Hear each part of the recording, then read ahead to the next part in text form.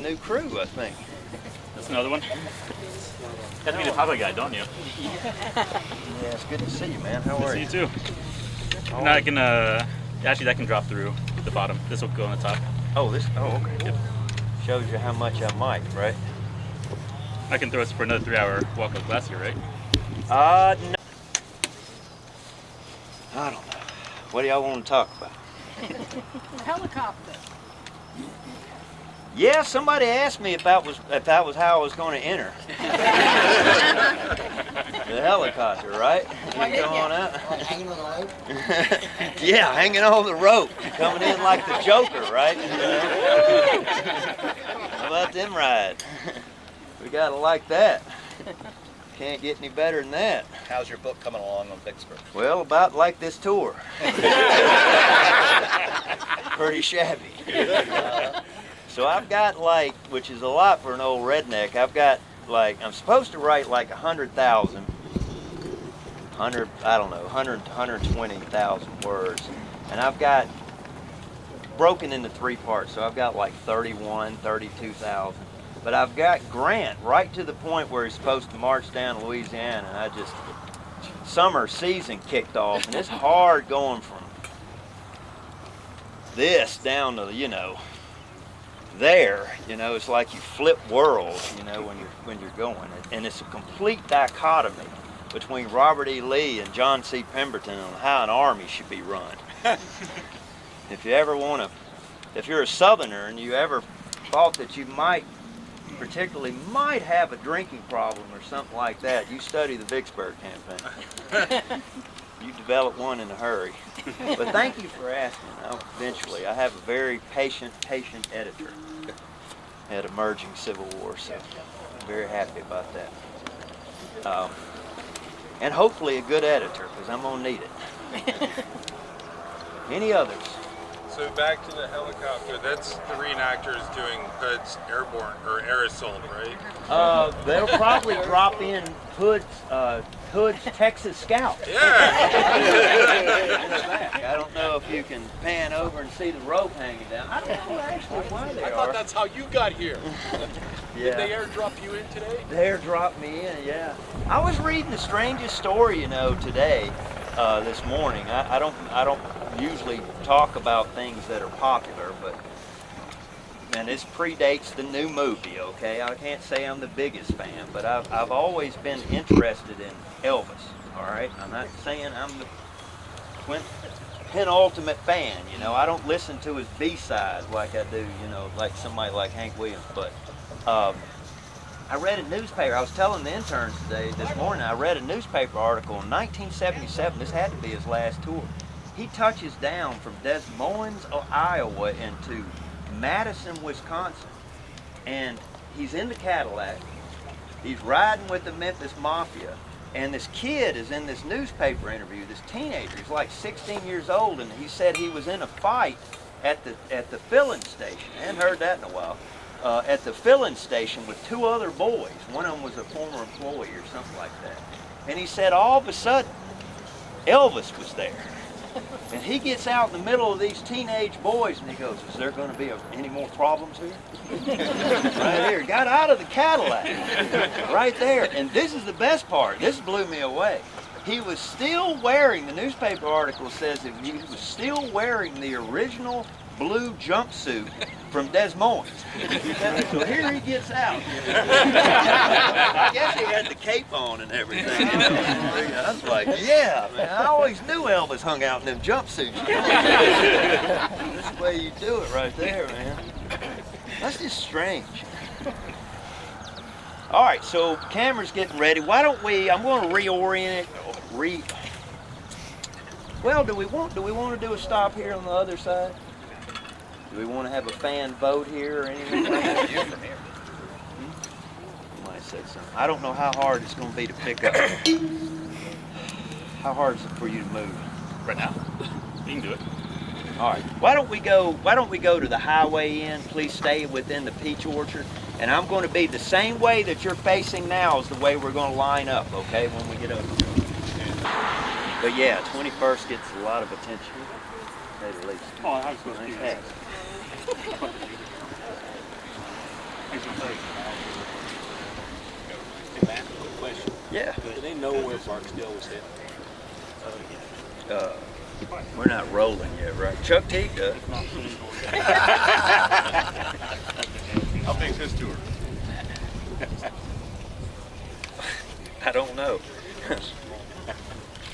They're lined up all the way to town to see you. Helicopters, movie crews. I was afraid when I asked that question to say in the chest. Oh! Yeah. Yeah, we're going to cover that. We'll get around to shooting him too. Unfortunately. Poor guy.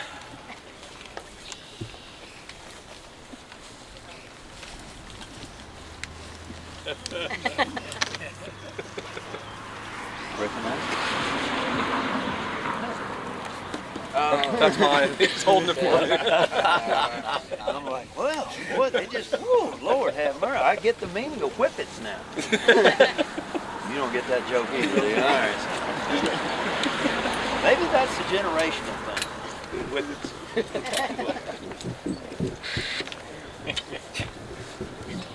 No? Okay. All right, so let me try to get rolling here. You check the mic. Yep, sounds good. Just let me know when you want to start.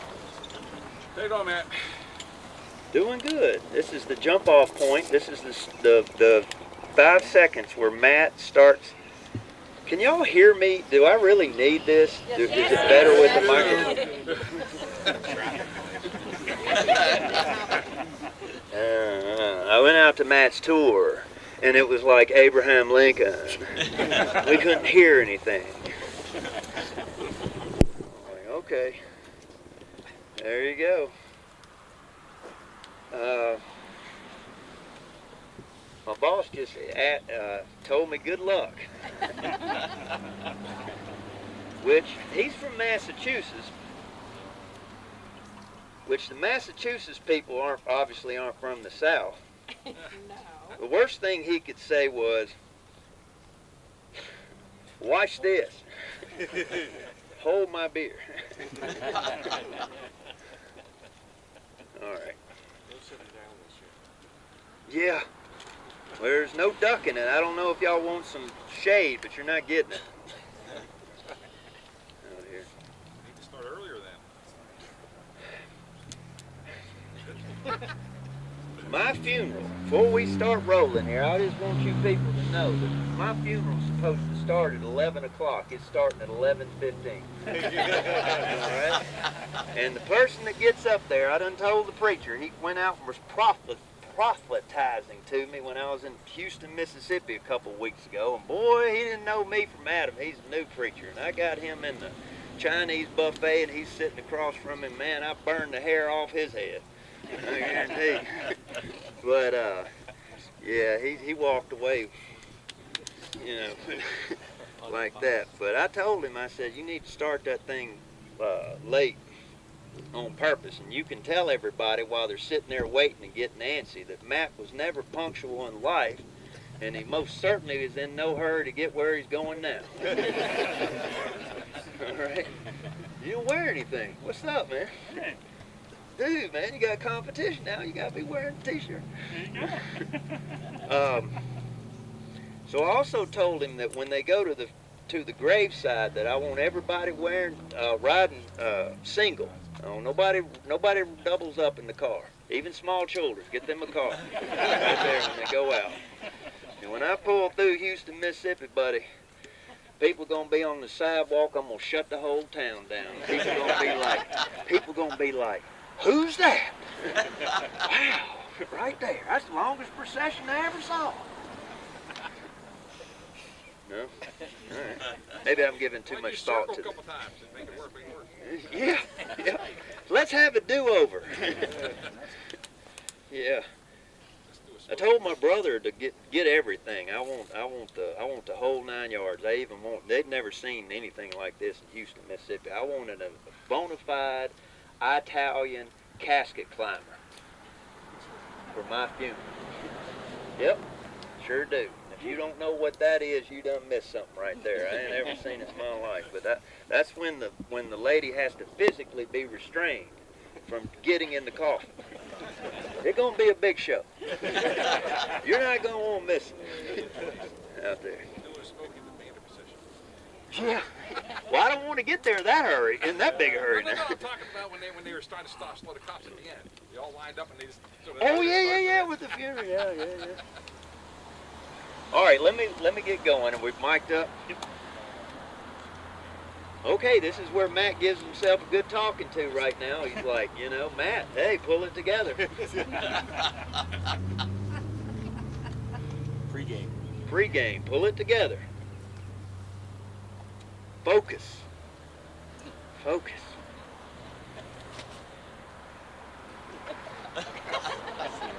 Smokey and the Bandit. I think that was 2, wasn't it? All right, we're ready.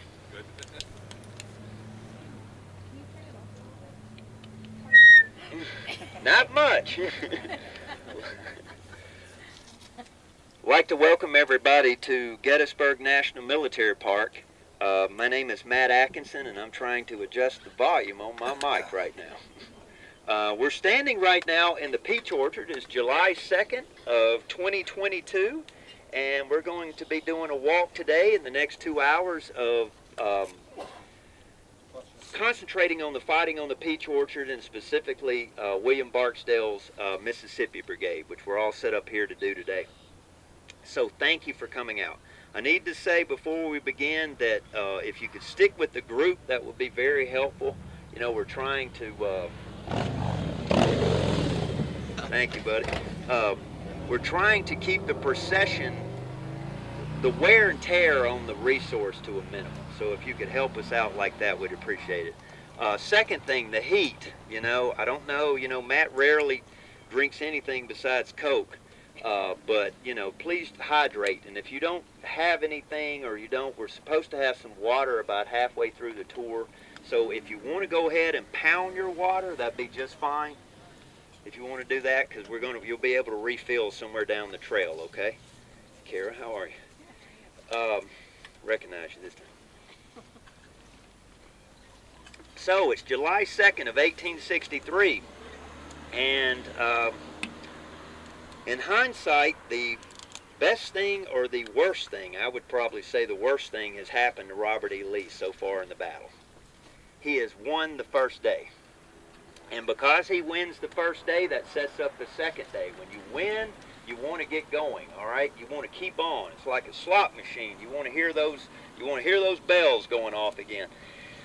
And Lee decides to attack. Now, I could do the whole tour on getting here, etc. If y'all would probably be better if we got in one direction, because if I pivot this way so you can hear, then these people can. If I pivot over here, you can't see and everything. So if I crank it any higher, ma'am, I don't know what. We can hear you back here, Matt. Yeah, we're good. Ma'am, it's a common complaint every year. I apologize about it. So Lee is looking to attack, but he doesn't know where he's going to attack. So he's got to figure out where that's going to be. So he sets off and sends out one of his engineer officers, a guy by the name of Captain Samuel Johnson, who I don't have time to go into, but only Captain Samuel Johnson and the reconnaissance that he performs on July 2nd defines what is different about Gettysburg National Military Park.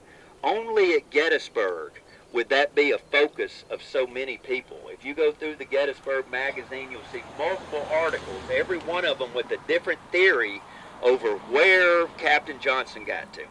But long story short, Johnson got to where he was going, wherever that was, and he comes riding back along through this tree line, and to the chagrin of every Gettysburg historian in the last 159 years, he writes in his memoirs, the quote-unquote, the usual delays were encountered in finding headquarters. Okay, what's that mean? Right there. Give me a time.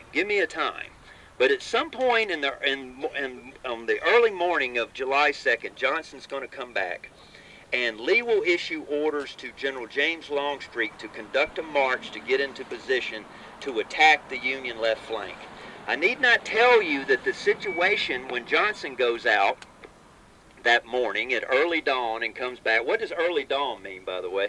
When he goes out at early dawn and he comes back, the situation by the time that General Longstreet gets into position over here is going to be completely different from roughly 12 hours before, 10, 12 hours before. So anyway, Longstreet is going to set off on his countermarch. And, you know, I have had a wonderful friendship with a co-worker of mine named Carlton Smith, who should change his name legally to Mr. Longstreet, okay? And Carlton loves Longstreet, and of course I'm a big fan of Lee. And we've had many debates over the years on who exactly is at fault here. And Carlton always blames Lee, and I always blame Longstreet. So, but it's been fun, you know. It's never come to a fisticuff over the whole thing. Now, this is my version of events. I like to be honest with the crowd. You know, I'm looking at it from the angle I just said. Apparently, whatever happened in the conference that morning at Seminary Ridge, Longstreet and Lee left on two different pages. And in my interpretation of it, at the end of the conference, Longstreet is standing there, and Longstreet has two divisions with him here today. That is going to be Hood's division and McLaws' division. Remember, Pickett is not on the field yet. But two of his divisions are here, and General McLaws is standing at the conference. And Longstreet turns to McLaws and he says, "General, I wish for you to attack this way." And he points down at the map. And then Lee overhears this, and he walks over to the map, and he says to him, he says, "No, General, I wish for your division to go in this method," or something like that. And he basically changes the direction of McLaws' attack from going this way to going that way, or basically following the Emmitsburg Road. The big point you need to understand in trying to get to July 2nd is that apparently Longstreet in his mind said, he's a bit temperamental, I would say, at this point. He thinks that because Lee gave his subordinate direct orders, that now McLaws' division is under direct command of Robert E. Lee and not James Longstreet. Now, I don't get it. But guess who's going to be leading the countermarch when they go through, as they come into position? It's going to be McLaws' division. And where's General Longstreet? He's back with Hood. He is not up front. What has Longstreet's staff done about getting the Confederates into position to attack? Nothing. They think that Lee's staff is going to be doing. And apparently Captain Johnson, or I believe, was leading that route, but it hasn't been reconnoitered. And I need not tell you Gettysburg people that they come to the infamous hill. And when they get to the hill, ladies and gentlemen, they're trying to maintain secrecy. They would come within sight of Little Round Top, and so they decided that they would countermarch. And we're talking about a road that's about half the width of that highway out there. And you're talking about turning around probably 15,000 men, say, I don't know, 300-400 wagons, probably 40, 50 pieces of artillery. Well, they go around the hill, etc. But you've got all this minutia on the route, and that's going to take a long time, you know. And I hadn't told you the best part. The best part of that whole episode was, you know, if I'm going up the hill, you know, if I'm going to the hill, you know, right into the hill, right there. If I'm going to do that, you know, it behooves you, just if you're on a packed road, that everybody just turn around, you know. No. You know what Longstreet does? He turns like a snake. He turns the whole column on his head. And that took up even more time. The big point is that Longstreet is back. He's not up. And General Lafayette McLaws is going to be coming up. And, not Lafayette, Evander McLaws is going to be coming up here and along that tree line right there. And he comes up front, and he looks across here to the peach orchard, and what's he see? He sees United States flags flying, which his orders, once again, to reiterate, are to come from that wood line, come over here, and position himself like this and attack, because the Union flank is supposed to be over here, right? So what are they trying to do? They're trying to hit the end of the line and roll it on up. It's a flank attack. The Union Army could never, apparently, guard its flanks. Never could. Look at it. I don't know. They never seem to learn that lesson. Multiple battles. So McLaws is sitting over there at that observation tower behind me, and he's like, well, that's nice. I can go up this tower. And, ooh, that's nice. You got to come up, Bob. He's over there, and he can't execute his orders. And he sends back word, and he says, I can't execute my orders. Longstreet is already perturbed because it's now around, almost 3 o'clock in the afternoon, and they're not even in position. This attack should have started like 2 or 3 hours earlier. And now there's nobody. They're not in position. Longstreet's in a bad mood. McLaw's in a bad mood. It's all going to, and Longstreet tells him, attack. The orders are you need to push the attack. And McLaws says, all right, well, he's getting ready to go. And James Longstreet personally, physically arrives upon the field and calls the attack off until Hood can get into position over here. All right, so I'm working my way down to the program today. That Confederate attack line, once it gets into position, will basically stretch down, for you modern visitors, will basically stretch down all the way to the park's present-day picnic area, and a little bit past that. And Longstreet will have his brigades. I will give him credit for this. He does not have a single brigade front. He has a double brigade front. In other words, he has 4 brigades in each division. He has 8 brigades on this field out here. And he's going to attack, and he will have 1 brigade to back up the other. So, that attack is going to begin on the south end of the battlefield. And it's going to come stepping off with the Alabamians, followed by the Texans and the Arkansas people. And, it rolls down through here until they eventually get to Kershaw. Am I back to that word again? Kershaw? I don't know. Right out here. That eventually gets to their position. And can't find them when I need them. You're going to come out here, right here. They eventually get to the South Carolinians. All right? Oh, right here. It's set right there, okay? All right, thanks. So, I thought that would go over better. That's a big chance. Right here. And the reason I can't pivot this crowd on a dime out here, but the South Carolinians are going to start their attack from over here, and they're going to be coming basically where the Rose Farm is behind the peach orchard. Well, what did I tell you? The attack is supposed to be jumping off from the right to the left in echelon. Right to left, right to left. So they're like a row of falling dominoes as the brigades go in. Well, they get to Kershaw, he punches it on in. He comes across this road, the Emmitsburg Highway right here. He gets over the Rose Farm, and he looks over to his left, and there's nobody there. It's uncovered. And so Kershaw is going to split his brigade, and the right half is going to go forward, kind of toward the wheat field, some place called, we don't say too much anymore, the Stony Hill, in that general vicinity. And its left flank is going to wheel to come up and attack toward the peach orchard.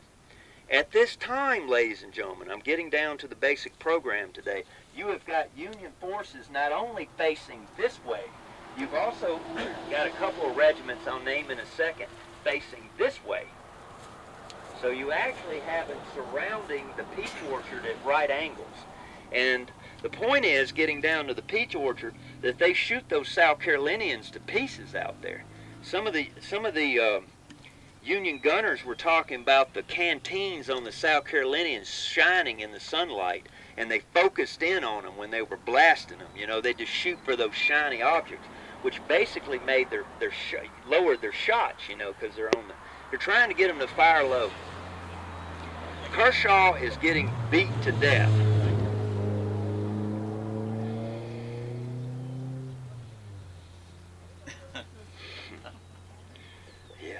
I need a 50cc engine with a big muffler. That's what I need right there. That's what it is right there.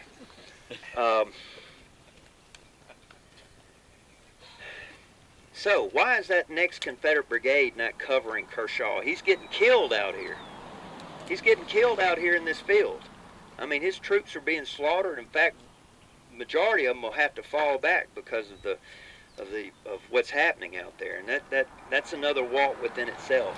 But what's happening over here on this front? This is where I'm getting down to Barksdale. The next Confederate brigade in line is going to be under the command of William Barksdale from Mississippi. Now, where in the heck is William Barksdale right now? Well, he hasn't gone forward, and he is right in that tree line, basically behind that house over there, and around where the Mississippi Monument is today. Go shucks at that. How about that? He formed up near the Mississippi Monument. Wow, these things. How did they know where to go? So befitting right there. Barksdale is agitated. He's very agitated. As you can see, ladies and gentlemen, he wore coattails to the Battle of Gettysburg. If you want to be in fine style, you want to wear coattails all the way out right here. Barksdale is actually from Tennessee before the war. He settles in Columbus, Mississippi. He was a Mason. If I forget to tell you that at the end of the tour, that's a good point to point out. If I forget to tell you that story, but he was a Mason. And more importantly, he was a former member of the U.S. House of Representatives. And he is the guy, in the aftermath, I don't know how well this is going to show up, but it's a great story anyway. In the House of Representatives, the House of Representatives today is utter chaos. But the thing that I comfort myself with is that it's always been chaos. The House has always been chaos, and the Senate is where it all's supposed to cool down. You know, that's how the government, the founding fathers, set it up right here. Well, my point is, before the war, these northern and southern representatives would get in the fisticuffs on the floor, because that's where the business of the nation used to be, done. Instead of, just showing up for a vote, you stayed in there all day long, and you'd have different sides of the aisle and everything. Anyway, there's two different versions of the story, but basically what happens is that Barksdale gets into a fight with one of the northern representatives, and I think it was Elihu Washburn. How about that? If you're impressed by that name, you ought to meet his brother named Cadwallader. Right there. Anyway, they got these two Washburn guys in there in this version of the story. And Barksdale, which was a big man, he was over 6 foot tall, he weighed like 240 pounds, he's a big broad guy. He gets in a fight, and as he's fighting with this guy, the northern representative reaches up, I hope this doesn't happen, the northern representative reaches up and grabs Barksdale by the hair. And when he grabs his hair comes off. Which apparently, as you look at it, so now be honest with you, you didn't even know, did you? Did you? Huh? Uh-huh. See? Right there. Uh-huh. So they reach up, they gets that hair right there, and he holds it up, and when he grabs his hair, everybody stops fighting. And they start laughing. And I believe it was Washburn gets up in the speakers, or up on the rostrum, and he holds up Barksdale's toupee. And he says to the other representatives who were falling out laughing now, he says, "Look, boys, I've scalped him." All right. Good story. Thank you. I thought it was a very good story. Nobody thought it was good. I liked it. But that's one of the more infamous stories from the pre-war days. Barksdale is a fire eater. Everybody know what a fire eater is. I don't mean he's with the carnival. Okay? He is a secession man. He is a secessionist. And he advocates for that over and over and over again. And basically what happened is, I don't know if you'll ever hear this refrain again, I hope not, but basically they were saying, if you don't give us our way, then we're leaving. And that keeps happening. If this happens or if this happens, then we're just gonna go ahead and create our own nation. And in December of 1860, and specifically in January of 1861, South Carolina and Mississippi are going to go out of the Union. And here's a small world, clash of things right here. And Barksdale is going to be part of that. Now, I can't tell you, one of my pet peeves, which I've done this, so I ought to be mad at myself about this, is that people that I don't do this stuff anymore, always the guy in the corner running his mouth. You know, that your bigger friends have to bail out, right? So that's what I picture fire eaters as. They do all this talk, but when the shooting starts, where are they? They're not around, are they? Barksdale is. I'll give him credit for that. He enters the Confederate service as a regimental commander, and he rises up through the ranks until he is in a brigade command right here. From left to right, he has in his line over there the 18th Mississippi. I got the numbers written down. The 13th Mississippi, the 17th, and the 21st. Now going back, his men are laying down. If we were here on July 2nd, they were laying down. Thank you, but they were laying down right here. How about we make like the Red Sea so they can see a little bit? And they're laying down. Why are they laying down? Not a trick question. They don't want to be seen. They don't want to be seen because what's happening? Artillery's going back and forth, and you want to hide your troops. Now, I don't know the distance, but what you need to know, I would say, what is that, 400 or 500 yards? Longer? I don't know. Depends on where you're going, I guess. Maybe 500, 600. This spot where we're standing right now, ladies and gentlemen, is not the place you want to be on July 2nd. It's not. The Confederates have deployed artillery all the way down. You people that got on my right over here can have a better shot of it. But you follow that tree line over there, all the way down. That's as far as the Confederate artillery goes. And what are they doing? The Confederates are not only shooting straight, but what artillery wants to do, ideally, is oblique or enfilade. Okay? And so what are they doing? You've got Confederate shells coming from that direction and that direction. So here at the Peach Orchard, and especially for these Union artillery batteries on the obverse side, the Union side of this hill, you would have cannonballs coming over the hill and skipping over the hilltop into your battery, and you're at right angles to them. I don't know how many times the shot lined up perfectly for you, but it could knock down potentially a lot of people, a lot of guns if it hit right. Of course, then again, the Confederates can't see it, so they don't know how lucky a shots they're getting over there for the most part. But they're in a crossfire, and Union infantry in this general vicinity would be down here hugging the ground. If I was them, I'd probably put them a little bit more on the slope, but you know, you got to try to hold what you can. And these troops that are facing this way, you know, as they're facing Kershaw and everything, they're still getting hammered by the Confederate artillery over here. It's not a place I would want to be. A very tight situation, to say the least. And going back to the original point, which I've had many people that watch the video, they say, I like to watch you because eventually you'll get back to where you were supposed to be. Now you may have to go around the barn to get there. All right? Did I tell you? Barksdale is sitting over there, and Kershaw is getting slaughtered out here. What does the battlefield of Gettysburg teach you? You know, people come here and they're like, okay, so what else could we learn about the Battle of Gettysburg? What else could be taught from the Battle of Gettysburg? You know, there is nothing like coming out on this field. Well, hey, Bob, what's going on?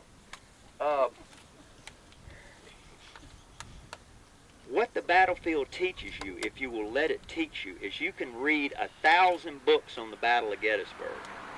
But until you stand over there with James Longstreet and William Barksdale, you will never understand that James Longstreet could not see what was happening to the South Carolinians over here. We like to look at it from an aerial standpoint on a map. That's not what was happening on July 2nd of 1863. They are looking over here, and they're not magicians. They can't see over the hill. And so what does that mean? What I think Longstreet is doing is he doesn't mean the South Carolinians to get caved in or slaughtered out there. What he's trying to do is allow the Confederates to develop the end of the Union line and start pushing it in. So he's trying to slow down the momentum. So Barksdale, going back to him, he comes up to Longstreet. He goes, "General, let me go in. I can take that battery in 5 minutes." It's firing over here at the Sherfy house, all up and down the highway right here. And Longstreet turns to him and he says, "Be patient. We'll all be going in just a little while." Barksdale comes back to him. I don't know how many minutes elapsed, and he renewed his plea to allow him to go forward. And Longstreet demurs again until eventually, only a few seconds after that, a couple minutes after that, he turns to his staff officer and he says, go get him, something along those lines. And this moment right here was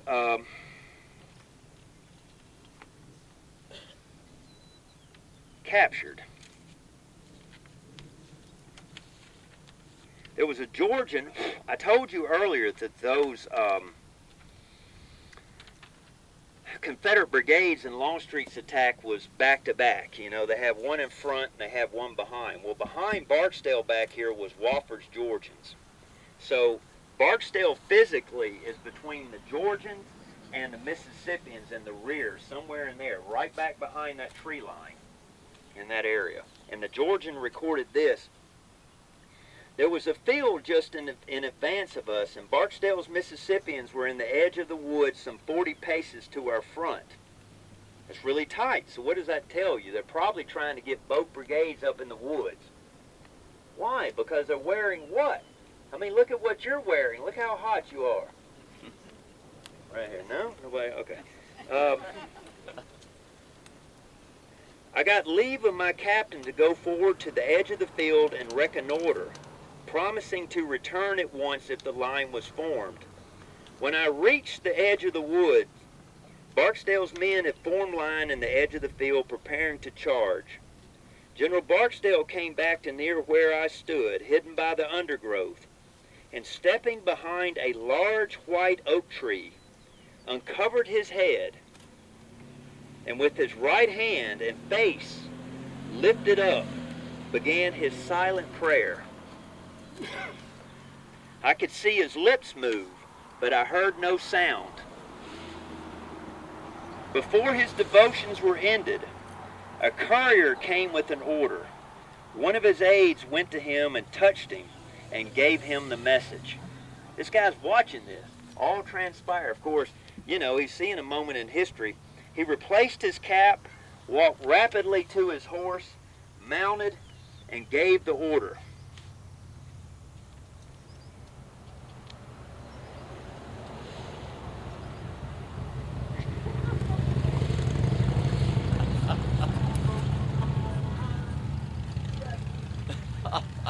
Well, at least they're playing a song I like. What goes through your mind at that moment? I don't have a lot of time today. I told you that at the beginning of the tour. I can't give you half the detail I want to give you today, and I apologize about that. But here's your moment. I can talk out here until the sun goes down, but I can never replace what you can imagine right now. And if you put yourself in the shoes of that man over there, he's kneeling down, and he's got to know what's coming. Now you think about these soldiers. You think about these Union soldiers sitting here in this, laying here in this peach orchard. They said that some of these men, I'm getting ahead of the story, they said some of those Yankees, when they made them stand up over at the Sherfy farm, some of them stood up and they were shaking. Just literally shaking when they stood up. Why? Because they had shells exploding all around them for the last hour or so. That's not a very comforting feeling, you know. and they're standing up. And both sides, you got these Confederate soldiers over there in that wood line. And I can tell you right now, it's 888 miles all the way to Houston, Mississippi, from Gettysburg, Pennsylvania. All right? And that's a long way from home. And I mean, what's going through their mind right now? Since we're concentrating on Barksdale, let's do it. You're sitting over there. What have you seen? What have you seen so far? I mean, what is galvanizing you right now? Do you think you wake up in the morning and you're really excited to get killed? You know, it just doesn't work that way, does it? It doesn't work that way. These Mississippians are standing over there, and I'm sure the majority of the thoughts were about their family and their loved ones. But what have they seen? What did they see down in Virginia? What have they seen with this Union Army? What are they hearing about Vicksburg right now? You know, I think about this sometimes in the modern era. I mean, they have to have heard that people inside of Vicksburg are being shelled. The civilians are being shelled by the United States Army inside that city right there.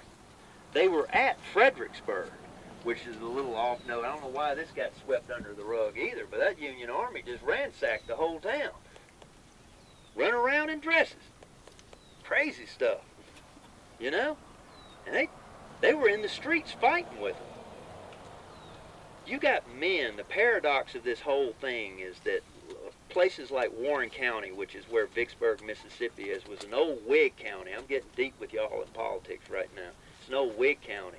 But of all the counties in Mississippi, there were two, that and the one below it, Natchez, Mississippi, Adams County, that voted against secession. Two counties voted against it, old Whig counties, Unionist counties. River towns, you think they're dumb?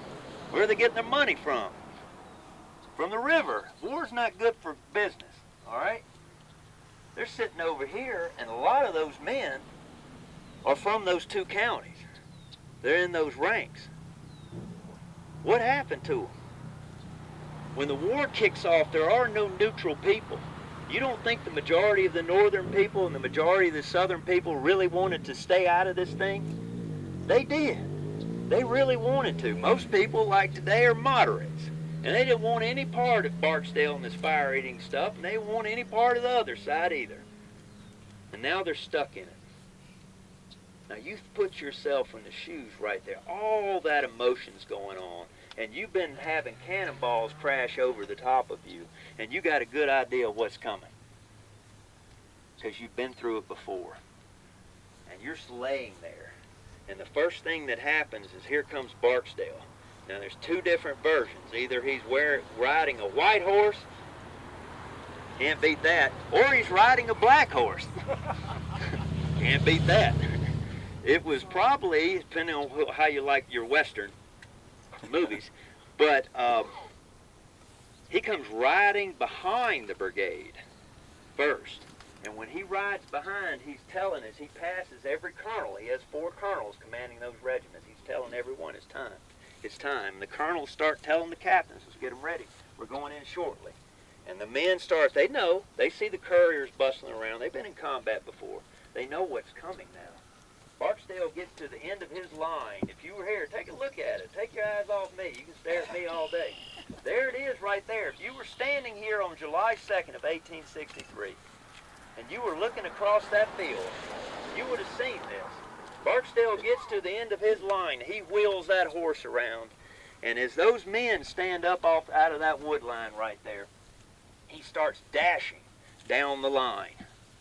He's got his hat off, you know, and he's dashing down the line. And if you're going to get men to die, you better get them excited about it.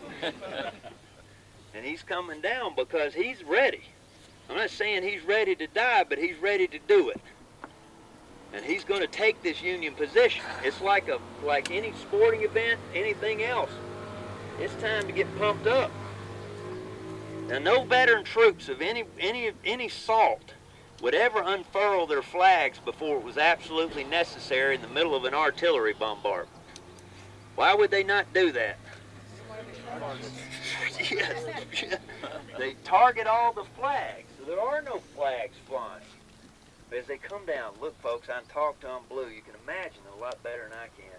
Barksdale comes down through here, and those first thing up would be the color guard. They would stand up, they would shake those battle flags out, and the men would start standing up. And I don't know who started what here, but they'd start that slow yip, that old rebel yell right there. They'd start yipping at them, and it would start growing.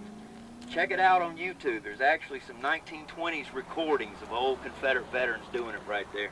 Those Mississippi boys would stand up over there, and they had a lot to settle with these men over here. And they would start yelling slowly, slowly until it built into a crescendo. And mixed in the midst of all this would be some big smack talking going on. Like we are telling you what we're about to do, and we're about to do it. And there's nothing you can do about it. You ever had that with your sports team? I saw that in the Egg Bowl this past November against Mississippi State. We went 5 wide, and I was like, well, all these Mississippi State folks standing around me, they felt quite confident, apparently, to me. I said, how many cornerbacks y'all got? Zip, zip, zip, zip, touchdown, right there. A feeling of elation overcame your ranger at that moment. Woo! Pull that train whistle for him. Coming through. Those Mississippians form along that tree line. Barksdale dashes down the line. He pulls up in front of his old regiment, the 13th Mississippi. He pulls up in front of that, pulls his horse there. He had told his colonels earlier that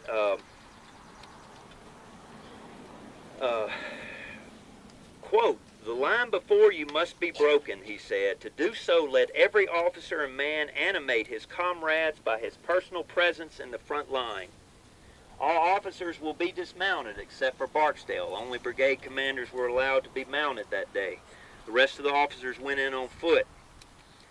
Quote, General Barksdale's appearance riding rapidly along in the rear of the line was a signal to the respective regimental commanders to get alert, recalled J.S. McNeely. Barksdale then turned to the right, stopped in front of the 13th Mississippi, and shouted, attention Mississippians, battalions, forward. And with that, here they come. They start coming across through here. Now I thought, I've talked a lot about the peach orchard over the years, but I never did a walk on the intricate tactical combat that occurs here. And the truth is, I can't really do it now. But I always thought that basically Barksdale will be coming straight toward us. All right? Basically, though, in a nutshell, Barksdale is never like you imagine, right? It's Barksdale is kind of headed at a slant. I'm not saying he's like this or anything at right angles, but he's coming in at a slant. He's attacking like this as he comes through. And his right flank, remember, you're reversed from me, and you're right on target. So you got Confederate and Union sides right here. The Mississippi right flank, when they get up here, will be somewhere along this road right here. And his left flank would stretch over behind that red house over there. 1,400 Mississippians, when they start out, has a line roughly approximately about 400 yards long. And of course the regiments, would break out. We'll get to that eventually. But they're basically, within a brigade, he's got 4 regiments, and they go off within their own. And they start coming across that field. Now once again, to reiterate what I said earlier, you can look at 1,000 maps if you want to, but you'll never get the ground like we have here today. I mean, you just can't replicate that. No other way can you do that except be on this field. And you see those Mississippians, you can imagine them. They're coming down that slope right there. And they're starting, as the closer they get, they're coming. And the longer they go across that field, the faster they're getting. I'm not saying they're eventually going to be at a dead run, but almost instantaneously, your officers are losing control. Because it's starting. The Union cannons open up. The Confederate cannons fall silent as they pass through, and especially the Napoleons down the road over here open up with canister, which in a Napoleon is 28 1.5-inch iron balls backed by 2 pounds of powder. When that cannon explodes, that can rips apart, and those balls go down range and they sound like, one Confederate said it was like flushing quail. You know, it had that high-pitched noise to it as it was coming down. And they just start blowing holes within those Mississippians. And I don't know why one unit fights harder than the other in the Civil War. I don't know what makes that. I don't know how you get that. You know, it's kind of like, I don't know. It's a talk for another time, but they get down in that swell and they're taking significant losses. But they come up out of that swell, and as they start to come up out of that swell, they're starting to shoot. I'm not saying it was trained volleys or anything, but a lot of times those soldiers, especially on the seems on the southern side, will be loading and firing as they advance. And they walk right into them, start shooting at them. And so it's pop, pop, pop, pop. You would start to hear it kind of like firecrackers or somebody chopping wood over here. That fence down there disappears in the middle of that field down there that runs at right angles to the road. And the Mississippians start coming up this slope. Well, by now, the Yankees know that they're not going to be stopped. And so as they come up the slope to behind the Sherpy house, the batteries start to limber up. And they start to get out of here. And guess who's got to buy time for them to get out of here? These poor Union infantry. And so they are going to advance. You can see it. You people on the right have got the best seat right now. If you look behind, over here, behind the Sherpy house, all those Union troops that were behind the Sherpy house, the Union battery would have been at least one of them. There was two of them up there. Buckland's would have had 2 cannons on the other side of that barn and 4 cannons on our side of the barn right there. Eventually, that section that was on the opposite northern side of the barn is going to be transferred to the south, down through here. I believe Thompson's battery would be in there too. Graham's brigade is placed on the Emmitsburg Road. This is where we're basically standing here on their left flank, the Union left flank. From right to left, this is past the Sherpy house down there. You had the 105th Pennsylvania, the 57th Pennsylvania, the 114th, and the 68th Pennsylvania, all facing west. And the 68th Pennsylvania, can we see it? Their monument should be right back behind you somewhere, not too far away. And keep that in mind because I'll come back to it. The troops facing south are the 2nd New Hampshire, the 3rd Maine, and the 141st Pennsylvania. All right, so here come the Mississippians. As they start to advance, they get closer and closer, and the batteries start to limber up.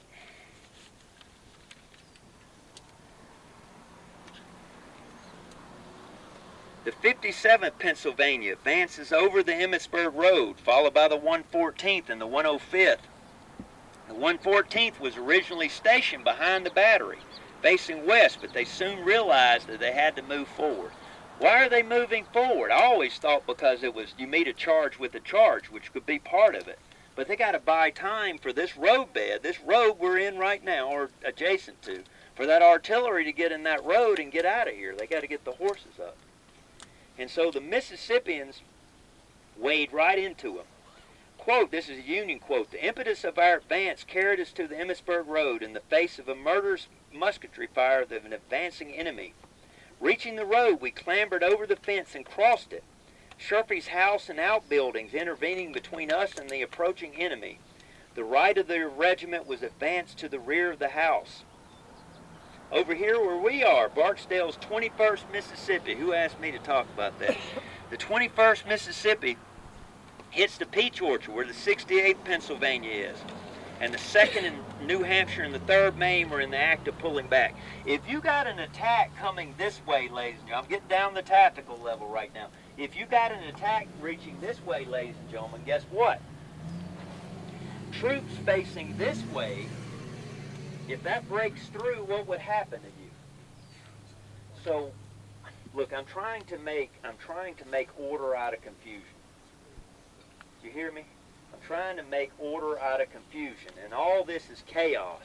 This is me just trying to make sense out of chaos. These Union troops, New Hampshire, Maine, the Pennsylvanians over here, are in the act of withdrawing. Now, how good a job they could do under fire, I do not know. But they pull back. Why are they pulling back? Because they're trying to get their line in order to receive the Mississippians. If they, to receive the attack. And that's when the 21st Mississippi is going to come up and hit them. So you got these Union troops advancing past the Sherpy House. Well, the 21st Mississippi, as it advances, if you look at the terrain, this is what the battlefield teaches you. They see the Yankees to their left. Not only is Graham's brigade down there getting hammered from in front, but now the Mississippians over here start shooting at them. I'm not just talking about from this spot, but down there, they start shooting across the field, oblique fire. They start hitting those Union troops from the side and from the rear, and they're just getting caught up in this crossfire. There's hundreds of Pennsylvanians that surrender around that Sherpy House. I want you to know I've had the best time putting this program together. I have, and I'm about to enjoy myself quite thoroughly the next time. Nothing like better, shooting some Yankees. What did Mamaw always say? What I tell y'all what? What did I tell you about Mamaw? Y'all be watching those tapes. You're supposed to know this. Mamaw, what Mamaw say about Dixie? Huh?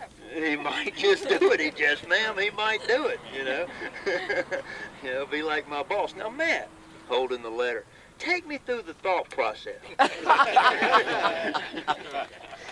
nephews will do that to you. They'll get back at you. The enemy opened upon us the concentrated fire of his batteries. Immediately we're in the midst of a terrific shower of shot and shell, and every conceivable kind of missile which made terrible havoc among us. Okay, these Mississippians are rolling into this position. Folks, I don't know. My worst, this is just my own thing. It has nothing to do with this, but my personal nightmares as far as combat is hand-to-hand. I see people, I don't want to single out any country, but countries we've previously fought over the intervening past 60 years, 70, 80 years, and I'm thinking, whoo, I'd hate to tangle with him. And they come up to the desk, I'm a little fella. Probably had to shoot him twice.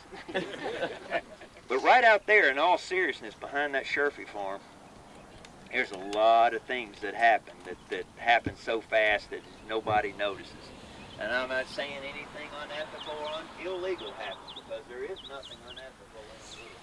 As much as we try to put rules on a war, ladies and gentlemen, it's war, and there are no rules to it. Okay? That's a shame, but really, that's the way it is. It's war. That's why it's so terrible.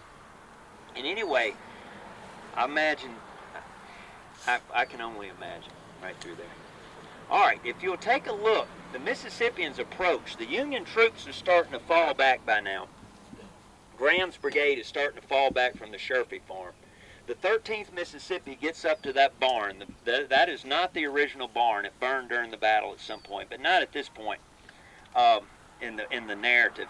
They get up to the barn, and if you look at that barn right there, ladies and gentlemen, if you were a Yankee soldier, what would you do with that barn? You get up in it, and sure enough, they were in there, and they're in the barn, and they're still firing. I think where this happens is at that door, where you see the double door down there. I have to assume that the base of the barn is original. Foundation of the barn, even though the rest of it is not. So surely you build, with it already having stones laid out, surely you rebuild the same door. That's my theory. I may be wrong. But the Mississippians, the major of the 13th, gets to that barn right there, and the Yankees are still inside there shooting. He calls his colonel, lieutenant colonel. They aren't paying him any attention. I'm sure they got a lot to worry about. But he calls a bunch of men over there, and they open up the barn door.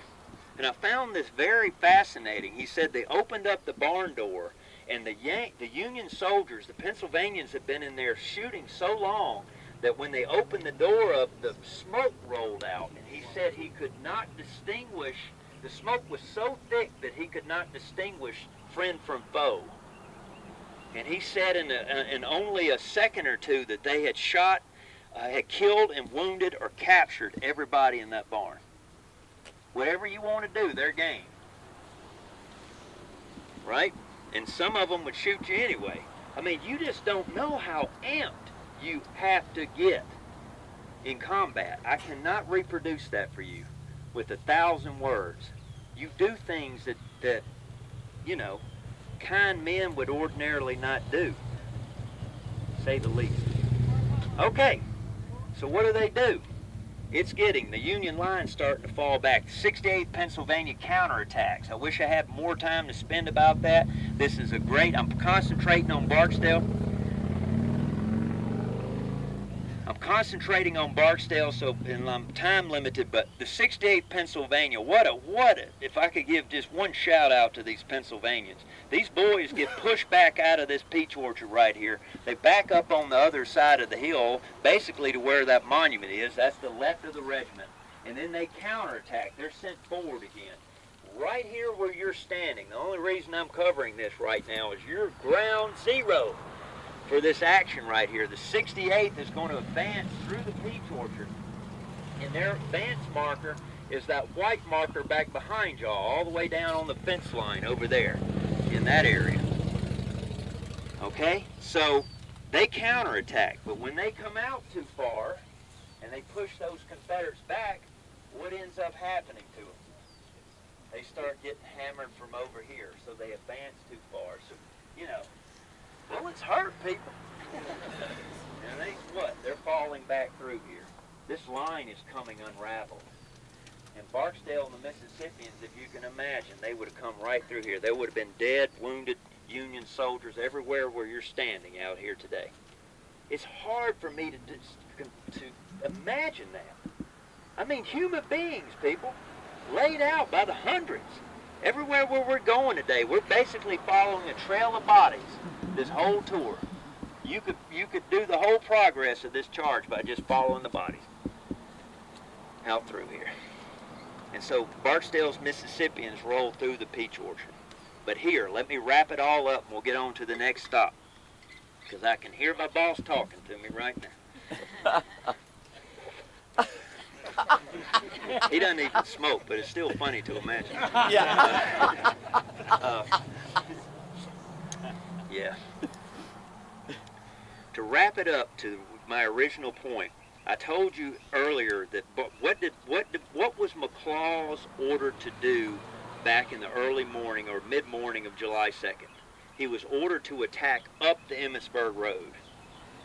The South Carolinians, Kershaw, is going to be doing what? Kershaw is trying to conform to his orders. They're trying to wheel, right? Dress to the right, wheel to the left. Dress to the right, wheel to the left. Do I need to say it one more time? Those are the orders. Dress to the right. If you're dressing to the right, which way does that carry you? It carries you toward Little Round Top. If you're wheeling to the left, what are you doing? You are advancing up the Emmitsburg Road. And so what we're doing, basically following the tour road. Does it make sense, people? That's why the tour road's there. Not to follow Barksdale's advance, but to get you to the Union positions. And so, therefore, indirectly, you're following Barksdale's advance. We're wheeling from here to here.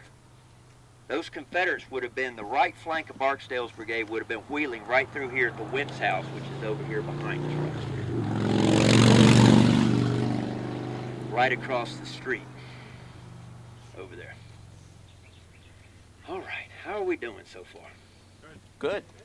Doing so far? All right. So what we're going to do is, I'm going to turn around. I don't know, where did my lucky little interns go back here? Oh, you the rear of the line back there?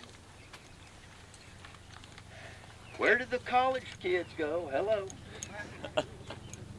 Oh, are they? Okay, if you could go ahead and tell whoever's back there, tell them we're coming. You know, stop the traffic. We're about to go.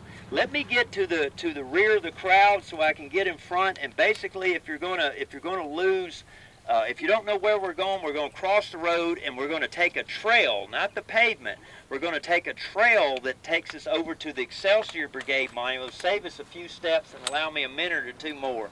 And we're going to get on the road and start heading toward following Barksdale's advance. Trail mix or something. There you go. There you are right there. You like that? A sponge, right? Well, sir, I need to tell you something. They were on my cemetery tour yesterday. If I remember you, it's usually not good. You remember us? We were back here in 2012. You took us out on the Cemetery Ridge hike. Yeah. What was that word? Surplusage. Surplusage. Surplusage. That's a word I used found with Abraham Lincoln yesterday. He taught me that. Surplusage. So I'm going to wear it out now.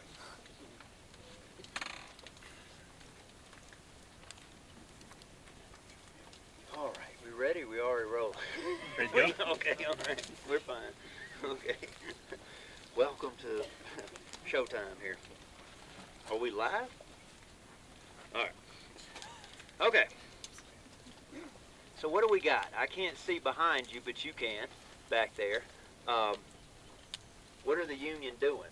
Barksdale burst through the peach orchard and the Sherfy farm, and there was actually an orchard. We don't replant it today, but there's actually an orchard on this side. You basically just walk through it. On that, if you took the grass trail, there was an orchard in that area. So we forget about that, but the orchard was twice the size which it is today. And so the Mississippians are on the right. The 21st is sweeping through the Wentz house. They would, of course, be somewhere down here in this general vicinity. The other three regiments, the 18th, 13th, and 17th, from left to right, are also sweeping. But what are they doing? They're wheeling to the right. I mean the left, and dressing to the right. And so as they're advancing down through here, what are these Union troops trying to do? Well, they're trying to reform. And going back to the importance of the colors over there, going back to the importance of the colors, what happens when the flag is planted? What's supposed to happen when the flag is planted? Forming the flag. Yeah, you reform. And so they would take the U.S. flag and they would plant it at different points, and they would gather up whatever they could get. Oh, there's the guy right there.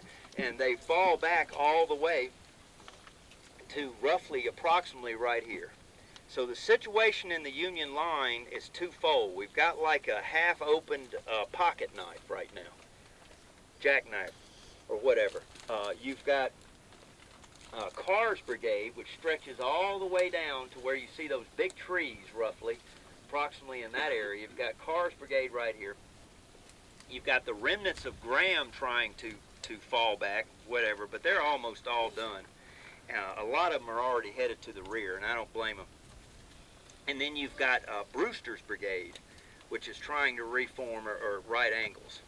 Now, if you think this could get any harder, you know, the fresh Union troops are facing this way, but they're in defilade. You know, they're not on the Confederate side of the ridge. Why are they not on the Confederate side? Because they can get hit, so they're in defilade. Well, here come the Mississippians from this way.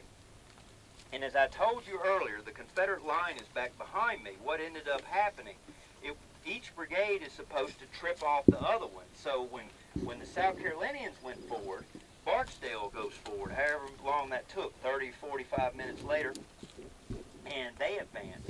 And the next line, the next brigade in line is from a different corps and obviously then a different division. This is going to be getting into A.P. Hill's territory.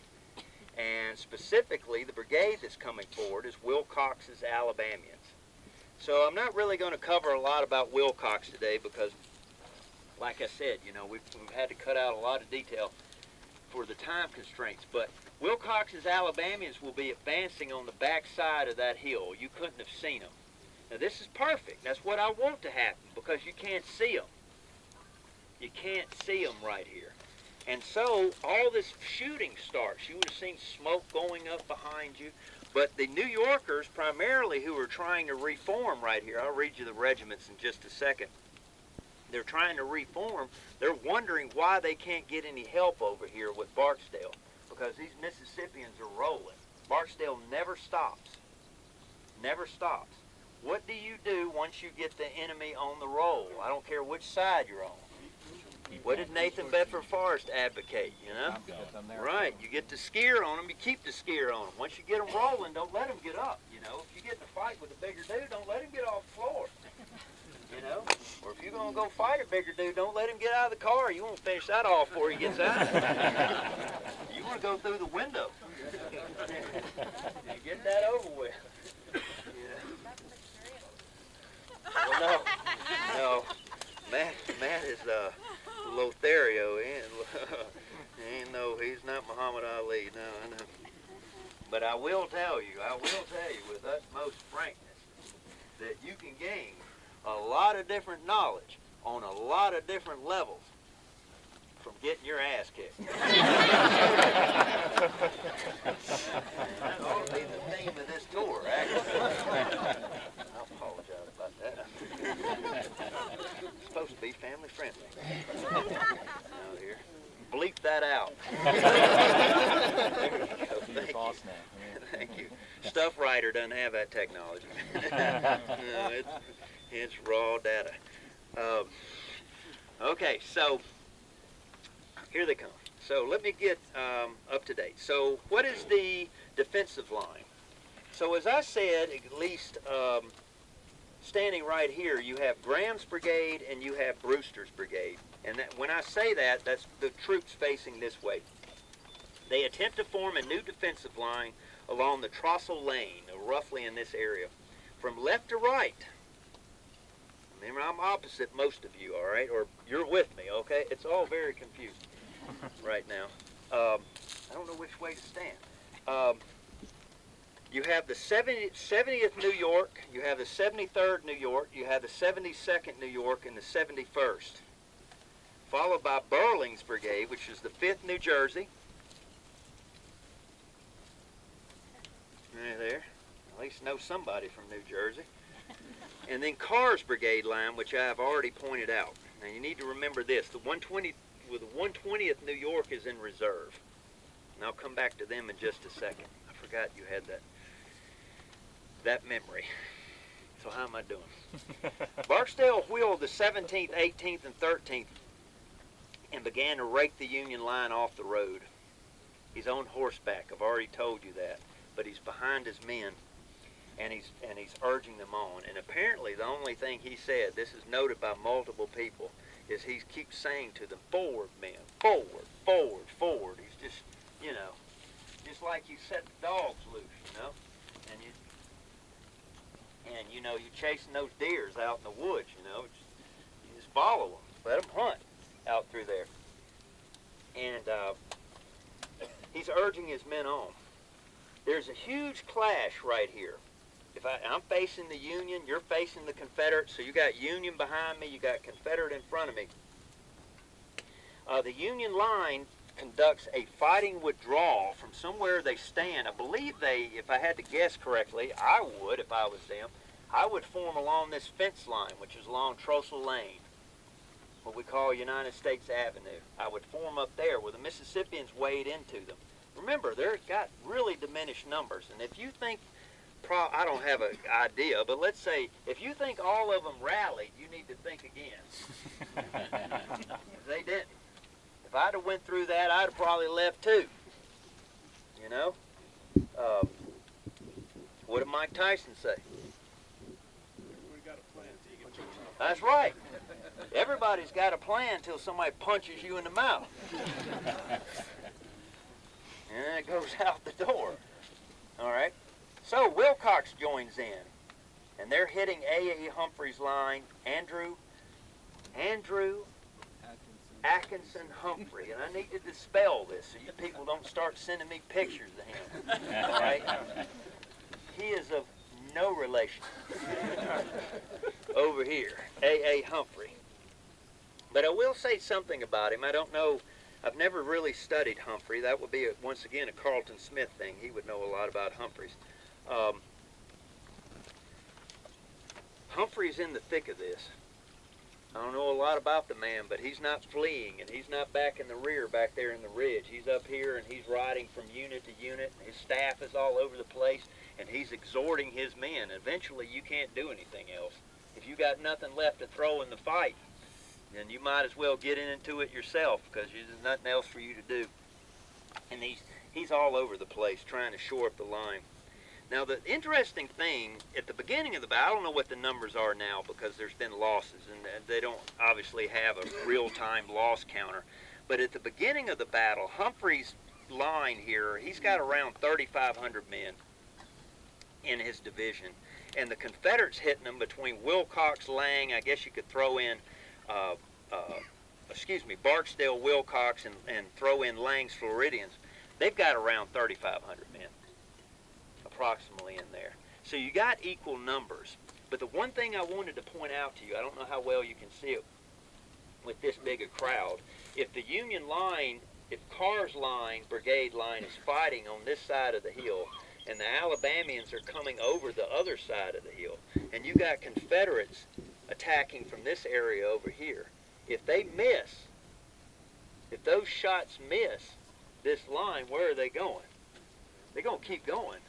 And so the Union troops, I'm not saying they're hitting a lot of men over there. Most of them probably ricochet along the hill. But we think of everybody up in the line fighting. No. You would have a lot of men right here in the rear floating around for whatever reason. And they start striking them. Even though they're equal numbers, Humphrey's position is inferior to the Confederates. And they've got him in a vise. Think of it like a walnut cracker. All right, they got that walnut, and they done got a grip on it, and they're gonna put maximum pressure on it. And the Confederate line, the Confederate attack plan is working. Barksdale's breakthrough is the first significant success the Confederates have had along Sickles' line. Now, you and I covered several years ago. We went down and covered Benning's brigade, and so if you remember that walk and some of the other walks, there's a lot of fighting that goes back and forth throughout that area, and I pray that we'll have that reopened soon. I'm looking forward to seeing it myself. That's not true here. There is no seesaw fighting going back and forth. A little bit in the Peach Orchard, but when the Mississippians sweep through here, it's over. The Union troops are withdrawing. And by this time, in real-time action, ladies and gentlemen, think about what is happening on the Union side. Barksdale and Longstreet, all the Confederates, they have hit them so hard on the Union left flank that over here, where you see back behind you, my friends over here representing the Union, the Confederates could see, if they were here paying attention, they could slowly watch all these masses of Union troops slowly trickling down and marching at right angles down to the south end of the battlefield. When that happens, ladies and gentlemen, they are consistently weakening the Union line across this whole front. Now I'm going to leave it to Chris Gwynn this afternoon to wrap that portion of the fighting up during his program. But as far as it applies to us, to back up to the very beginning of this program, where is Dan Sickles supposed to be originally? That's right. He's supposed to be, I parked you at the one spot you couldn't see it. So much for planning. I swear to God, the Pennsylvania Memorial's over there. Behind those trees. Or, as you remember that tour in Vicksburg, right? At Champion Hill. It occurred over there, yes sir. Over there in that field of corn. Right there. And over here the Confederates charged right over there through that field of corn. So anyway, there's got to be some corn around there somewhere. There's a hole in the line. There may be corn, folks, but there's no Union troops.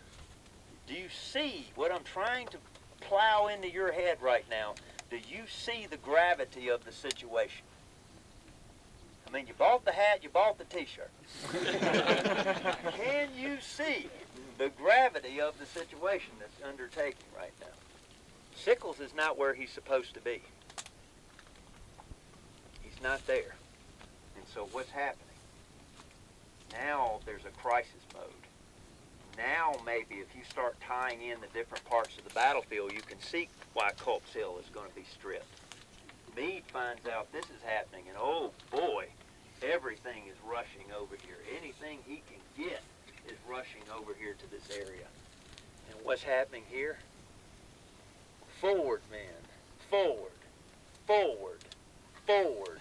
And these Mississippians wade into them again, shooting at them as they advance. Pow, pow, reloading, yelling at them. Enlightened. He's lost control of them by now. The only thing he's doing is urging them on from behind. And they hit this Union line. The primarily New Yorkers are going to start to fall back. The remnants of Graham's brigade and the other regiments I've already noted. And I don't have an exact point, but that line will be falling back or advancing if you take the Confederate side right here through where you are. And the Union line, I would think, would make another stand right here along this little lip or this ridge. I don't know if it was exactly that point, but they would fall back. Look at the monument. Look at that monument right there. Why do you think that monument's there? Right? It may, for a long time, I thought, wow, they're supposed to be facing this way. You know? No. Facing this way. Why is that? Because they're getting hit. So that jackknife that I alluded to earlier is what? Slowly, slowly closing. And if the Confederates close the jackknife, what happens? You're surrounded. You get everybody. And that's not good from a Union perspective. And these Union troops are headed to the rear. Brewster's front line goes to pieces, and the 120th New York, who's in reserve, moves up to try to stem Barksdale. Lieutenant Colonel Cornelius Westbrook, commanding the regiment, requests reinforcements, but there are none to send since the whole line is engaged. Humphreys' division is ordered to withdraw to Cemetery Ridge, and this is by Birney. Remember, Sickles had two division commanders. I didn't cover this, so don't think you're going crazy. He had Humphrey and Birney's. And talked about Birney a lot. That's going to be part of Graham, and that's going to stretch all the way down to Hobart Ward. In fact, one of Hobart Ward's regiments were up in the Peachville. Don't ask me to explain. I wasn't going to get y'all lost in all this minutia. But Sickles' 3rd Corps is spread. The big picture is Sickles' 3rd Corps line is too thin. And he's had to parcel out his troops to all different places. And now all that poor planning on his part, or that forward movement, is coming back, and a lot of Union soldiers are getting killed now because of that, because of this mistake, in my opinion. Welcome to Gettysburg. And it's coming over. So Birney, by this time, if you look right over here, now I did set you up perfect for this, but I'm not going to talk about it, so might as well talk about it now. You see that little monument to the left of the barn? Right over there. If you go up to that monument today, you will find the oddest things around it. I just want you to know. Only in Gettysburg. I was out there scouting it yesterday, and I'm just going to leave it for you. Okay, but you don't touch it, though, because it's bad luck. All right, but it's unique, to say the least. You just got to see it. I don't know. I can't explain it. All right, you'll see. We're going there. Don't worry. That monument I just pointed out is where Dan Sickles gets wounded. And the point, I'm not out here. I know everybody, a lot of people always request me to talk about Uncle Dan, but I want to stay away from him today, you know, if I could. But Sickles, the big picture is Sickles is wounded. And so Birney's in command. And Birney's now in command of what? A dissolving corps. And it's falling back. And shortly thereafter, I'm getting off in the minutia. You don't need to know this, but you might care trivia-wise. Hancock is going to take over as these Union lines start to get pushed out of here. And Birney will be superseded. But anyway, the point is, the order comes to Humphreys from Birney, who is now in command of the corps, to get out of here. And Humphreys, I'll give him this, A.A. Humphreys don't want to leave. He's a fighting man, and he don't want to relinquish this position. And always remember, folks, I can't explain it because I've never experienced it. But time after time, I note Civil War soldiers saying that we lost more men getting out of there than we did getting in there. Because you become defenseless as you go across the field. And so as the Union line starts to give way, everything goes to pieces because there is no good way to get out of here. How do you get them out of here? There is no good way. There isn't. And so, you know, that's what ends up happening. He orders the withdrawal. Brewster's brigade leaves first, followed by Carr. So that means these Union troops start to fall back. The 120th New York comes forward, tries to hang on. It looks like the 11th New Jersey. The 11th New Jersey is going to be up there with them, helping them out, and they covered the rest of the Union troops as they get out of here. His defense, Humphrey's defense of the Emmitsburg Road is costly. Out of his regiments, he will lose 5 regimental commanders in the course of this. The 26th Pennsylvania, which was on the end of his line down here, loses 58%. Now imagine a lot of those were captured. Confederates break through the line and they're cut off, probably, and I imagine they gobble them up pretty good numbers. While the aforementioned 120th New York and the 11th New Jersey, the ones that cover the retreat, and that would be flags falling back across this field. Look at where they're going. Now the Union troops are doing what? They're trying to get out of here and fall back. And that flag is planted, and it was planted again.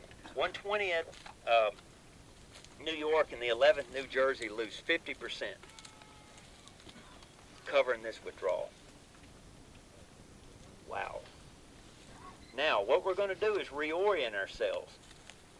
This line is gone, this Union line has gone from this to this, right? To basically,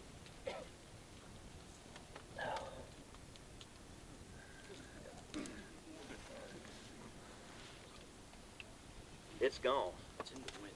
It's in the wind. My pants are dusty. What a great idea that turned out to be horrible. Man, what were you thinking there?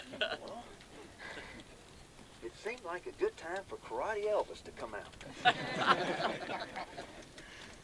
Yeah, but your leg's bruised up and everything. I know. I didn't expect the other leg to come out from under me. It looked good, though. Picture it, people. Picture it. Even if you've got a Coca-Cola in your hand right now. All right, picture it. Falling back all the way through this field, back toward that ridge, I would call the lower half of Cemetery Ridge. Hundreds of Union troops. Shall we say thousands? Now, if you're here, we all know the end of the story. But if you want to understand the story, put yourself in the moment. If you're a Union soldier, and you don't even have to be a general, if you're a Hancock, make yourself a general. If you're a Hancock and you're watching this, what are you thinking? Well, Hancock's never defeated, but he definitely knows a tense situation. And this is open, people. And if you're a Confederate, and you're turning and you're advancing down through here, what are you thinking? We got them. A lot of these Confederates are thinking, this is it. This is it. If we can gain, if they can gain that wood line over there, they split the Union Army in two. That's the objective. We're not going to go far. I'm going to walk through this crowd. Nobody move. I'm going to get on the other side back there with Tom Petty over there. And, hey, that's a good compliment. I like Tom Petty. And I'm going to face on that side. I'm going to wait for the camera to move over and we'll move. But I'm going to get you over here in this position and reorient you looking down toward the Trossel farm. And we'll start our last descent, okay? The camera, y'all know where you are, but the camera doesn't know where he is. She or he? So, could be anything.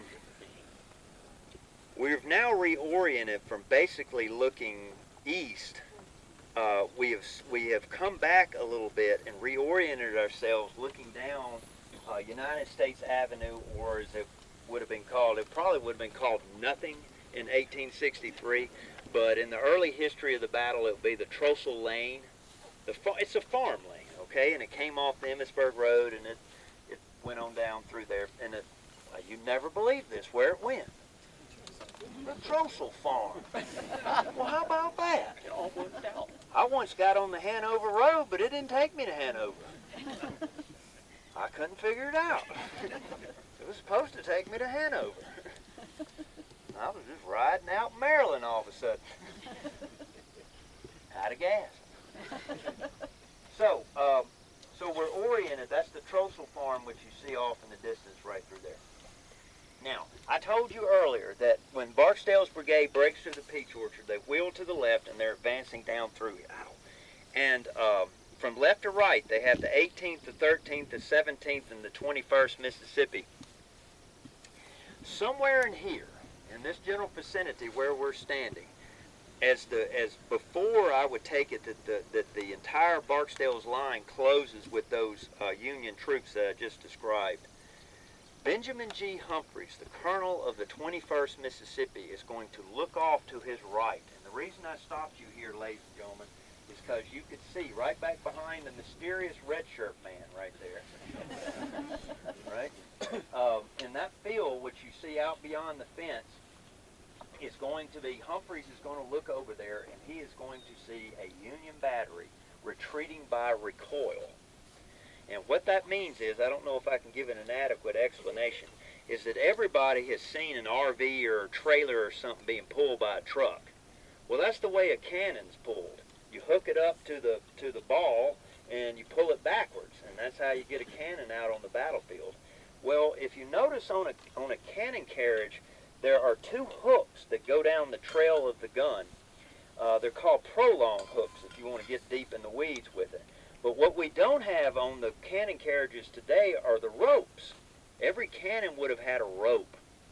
And if you look at the base of the cannon, there's a lunette, a hole at the bottom of it. So if you take the hooks, and on each end of that rope would have been another circle or a lunette, they would hook that iron loop around that carriage, that prolong hook, and they would run it down through that hole where it normally attached to the limber. The limber is what pulls the cannon. And they would have strung the rope out. Let's say the cannon is supposed, well, let's orient it correctly. If the cannon is supposed to be firing this way like it was in 63, you would run the rope off the back, and you would just let it go limp, and you would, however long that rope is, you would hook it to the limber chest over here. So in other words, when you hook the gun up, or when you have it hooked by that rope, you start to pull it with those horses, it'll jerk the gun up, and it will be carrying it backwards. But when the horses stop, bam, obviously gravity takes effect, and the gun just simply because of gravity, the trail of the gun comes automatically to rest on the ground. And therefore, you don't have to rehook the gun up every time and unhook it. When the horses stop, the gun stops, and when the gun stops, the gun's ready to fire. Now what I don't know, and this is not in the manual, is if you could reload the darn thing while it was moving. And in a pinch, you know, you might be able to do that, especially with prefixed ammunition, because prefix would have your powder bag and a wooden sabot are all tied together with a cannonball, around about this big, you know. We'll say 2.5 pounds of powder. Well, it's not going to roll out. I don't know how you'd exactly shove it in there, you know, with the gun being pulled backward. But then again, I never had a bunch of angry South Carolinians and Mississippians trying to kill me either. You know, so I don't know what I would. I have heard the whistle of birdshot, though, in high school. Places I shouldn't have been. And now that I got twin girls, I know exactly why he's doing it, too. Yeah. Well, I don't know. They tell me rock salt. If I had more time, I'd tell you the story, but I don't. So anyway, what I want you to picture is look, Humphrey and the 21st Mississippi don't know who it is. They know it's Union artillery. They don't know who it is. And so they look across there, picture it. They would have seen 6 guns falling back all the way toward the Trossel farm. And as they're starting to fall back through here, I actually stopped here in part to let them horses go by. They better start moving because I'm about out of material here. Picture that Union, I'm about to block them in. That Union artillery falling back through there. Well, if you're the 21st Mississippi and you're headed this way,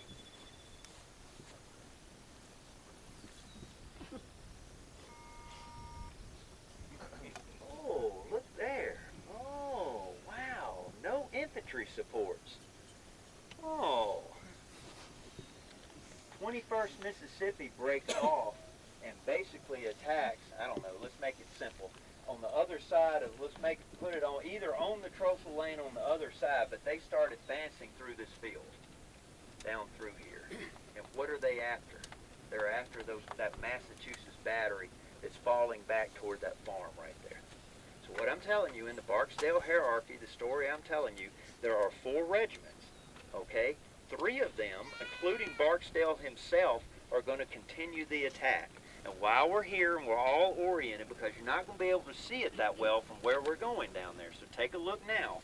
The 3 regiments right here are going to keep going a little bit further, 18th, 13th, and 17th, and somewhere further down in that field, Barksdale is going to wheel those 3 regiments and head toward that low underbrush. See where that dead tree is over there?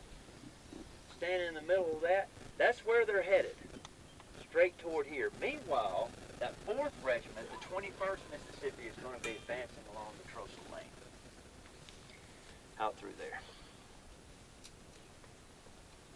And that's where we're going. How am I doing? All right. Not too bad. Oh, God.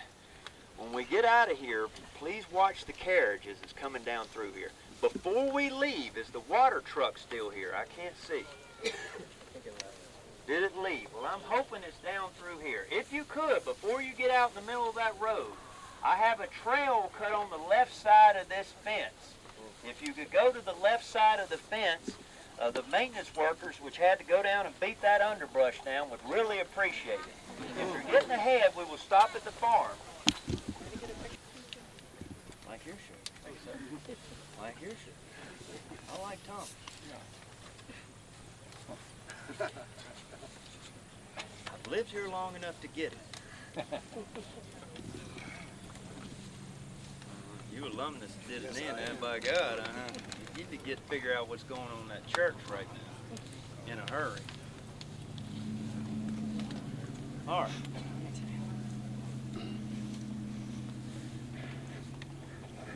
Hello? Hello? Does this thing still work? Yeah, I can hear you. I'm right here, Toby. What do you think? Hard to sell anything with the Iron Brigade on this tour.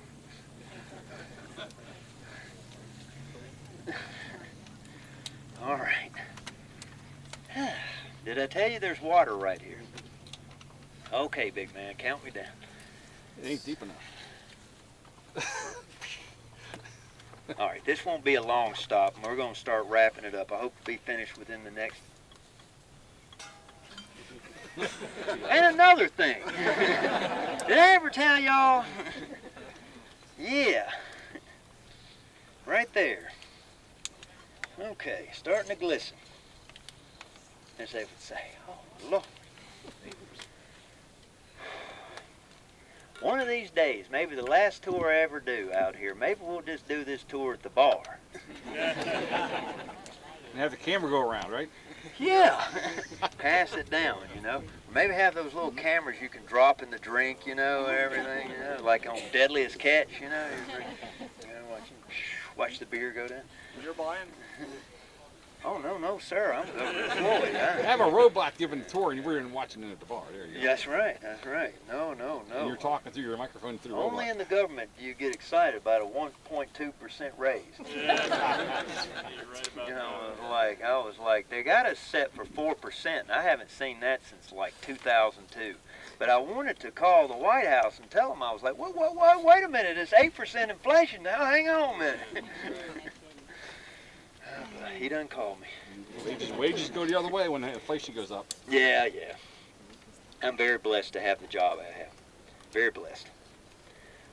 Okay, so we were talking about Bigelow's battery, and they're falling back across this field, and they're retreating by recoil. So you just followed, in a nutshell, the footsteps of the 21st Mississippi coming down through here, this trail which we just plowed. And I don't know how well you can see it. I don't know if John Denver and the rest of the heathen side of the crowd over here wants to part right here. But what you're looking at right here is the Trussell farm. And what we can't see, once again, you can go take a look at it, but when you come down in Gettysburg and you follow United States Avenue and you get opposite the Trussell house, what is missing today is there was a stone wall behind the house. And it went across the road at right angles to the road. The way the road goes this way, the stone wall went this way, and in the middle of that stone wall was a farm gate. I suppose for Trussell Lane. Imagine that. Well, guess what? These batteries get back, the Bigelow's battery backs up, and their backs are against the stone wall, so to speak. And Bigelow's ready to get out of there because he can see the Mississippians coming. He's had enough. And about this time, the gentleman in charge of the Union Artillery Reserve, a guy by the name of Lieutenant Colonel Freeman McGilvery, is going to come riding up in this farmyard right here, and he's going to say to them, I want you, let me get you the exact quote here. He rides up and orders him to hold his position, quote, at all hazards, and to sacrifice your battery if need be. Which for a battery commander is basically an order for suicide. And to compound Bigelow's problem is the Mississippians, they start firing canister at them, and it's rapid. And the Mississippians can't get at them because of the canister. But what do? This little, I know because of the bushes you can't see very well, but if you look right there, and maybe a little bit over here in this gap, you see this slight ridge which you have across the road. The 21st Mississippi starts working their way behind that lip, that little miniature ridge which you have right there. And they start easing up over the edge of that ridge, and they start plinking at them. And so once they start hitting them with those bullets, if you want to immobilize Civil War artillery, what do? Horses. You kill all the horses. And I'm not saying they're all killed here, but 59 of the battery horses are killed. Now, they didn't kill them outright, but once you wound them, you have to kill them anyway, especially if you're carrying, we overlook this, but you can't have a team of horses with one of them wounded. Because I can't explain it, but there's some kind of, they know each other. And when one of them's hurt, that's not good. And so, unfortunately, I don't know whose job that would be, but that happened. The problem for Bigelow's battery is they got to get the heck out of here in short order. And we're back to that gate in the stone wall. That gate is only wide enough for one gun to get through there at a time.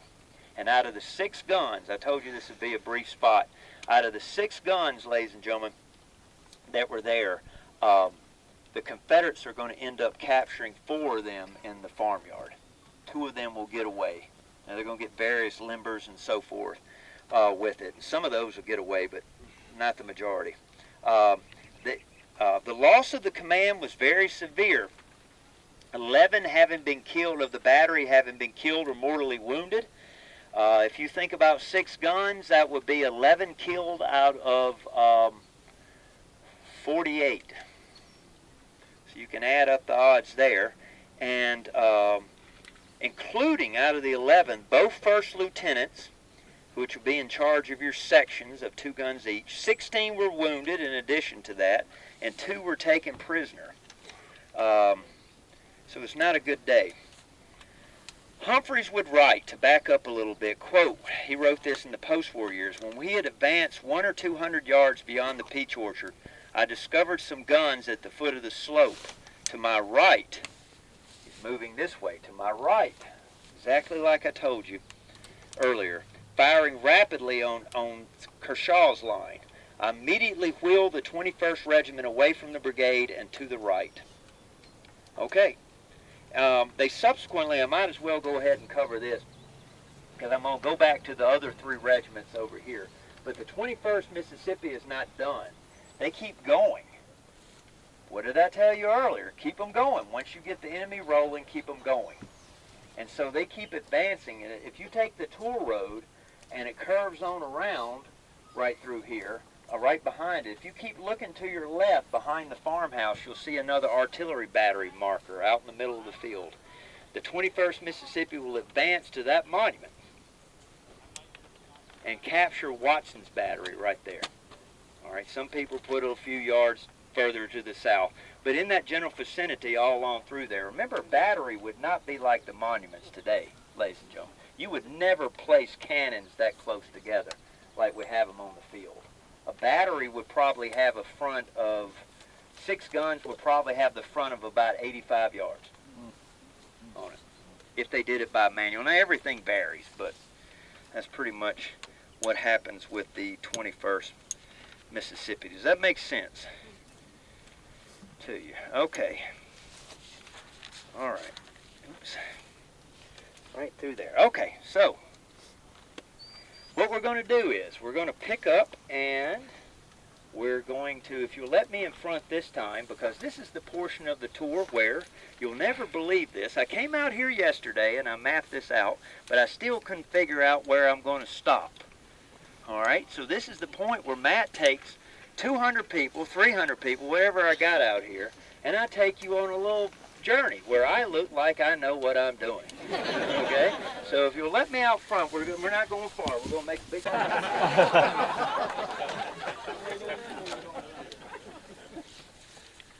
Yes, sir. All right. In no particular order. No particular order. Thanks. No problem. Project. Oh, we got it. All right. Where's page 7? That would be nice. Anybody remember Paul Harvey? I don't hear that too much anymore. All right. We'll map back together right here. Have a good friend back there smoking a cigar right now, and I can't tell you how many times he's woke me up over the years in some foreign hotel somewhere in Virginia and said, "Come on, Matt, we got to go do a tour." Oh, that's the last thing I wanted to do after that night. I'm in good shape. All right. So, let me get counted off here. I bet you can hear me now, huh? Okay, Matt's back together. Yay! Right here. All right, where's my camera? Okay. All right. So, we are now standing to the north of the trestle barn. That would be, for the camera, that is directly behind the camera right now. If you haven't noticed, I don't know how you couldn't if you've been to Gettysburg before. If you go on the opposite side, there's actually a cannonball hole in the barn from a shell, which obviously probably came from the peach orchard once the Confederates took over there. The one thing, or out of many things, there's many things we do not interpret here, but when the War Department set up this land and the monuments and all this hierarchy, that the original rules had placed the Confederate monuments on their original battle line. So therefore, we do not interpret, after the peach orchard fell, the advance of the Confederate artillery. So if you're ever standing in the peach orchard again and you're talking about that, think about that cannonball over here in the barn, they advanced from where we began the tour over there at the Confederate lines along Seminary Ridge or Warfield Ridge, and they advanced to the peach orchard. And they set up all along the peach orchard and all along the Emmitsburg Road. And every shot they were firing, down through here, there were hundreds, as I've already noted, Union soldiers trying to escape in the distance. And it's a shooting gallery for them. They would fire, Confederates especially would fire solid shot over friendly troops because you were afraid the fuses would prematurely burst. So they would ricochet solid shot down through there and basically going bowling with human beings. Now, I obviously did not have any casualty figures. Now, talking about artillery, let's think about why was Bigelow's battery sacrificed? It was sacrificed to tie in what I told you earlier. There is a huge gap in the Union line, basically from a little bit north of the Pennsylvania Monument, all the way down to the George Weichert House. George or Jacob? George Weichert House. Shouldn't doubt myself. To that area. There are no Union troops. Freeman McGilvery is the reserve artillery chief for the Union, is desperately trying to buy time to wheel in artillery batteries to shore up that position and stop the Confederate advance. That is why the Massachusetts battery is sacrificed. Now, couple all that in together and let's return to the other three regiments that Barksdale was still with. The 18th, the 13th, and the 17th. Somewhere in this general vicinity, a little bit to the north, these three Confederate regiments, whatever numbers that they had left after all this assault, all these casualties right here, are going to be advancing through this orchard and down into this swale.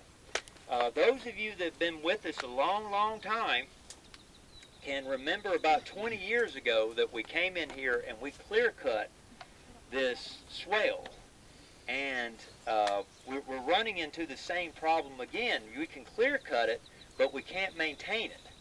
One thing, we can't burn it because it's in marshy ground, and we can't mow it because there's nothing but boulders out there, and you can't take a bush hog in there. So we're kind of stuck. I mean, how do you keep the growth down if you can't get in there every once in a while? But anyway, the point I'm trying to make with you is this view shed would have been open. There would be no trees or very little trees that would have been of this size in 1863. So this is an impediment. I walked this line yesterday up and down the horse trail, which we didn't take today, and I just couldn't get a good view shed for you, so here we are.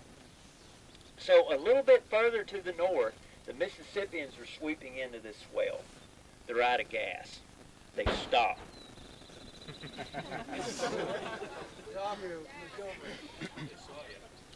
This probably means it's past 1 o'clock, doesn't it?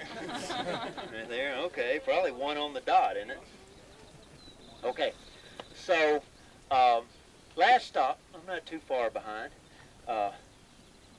Nobody's impressed by that? Are you not entertained?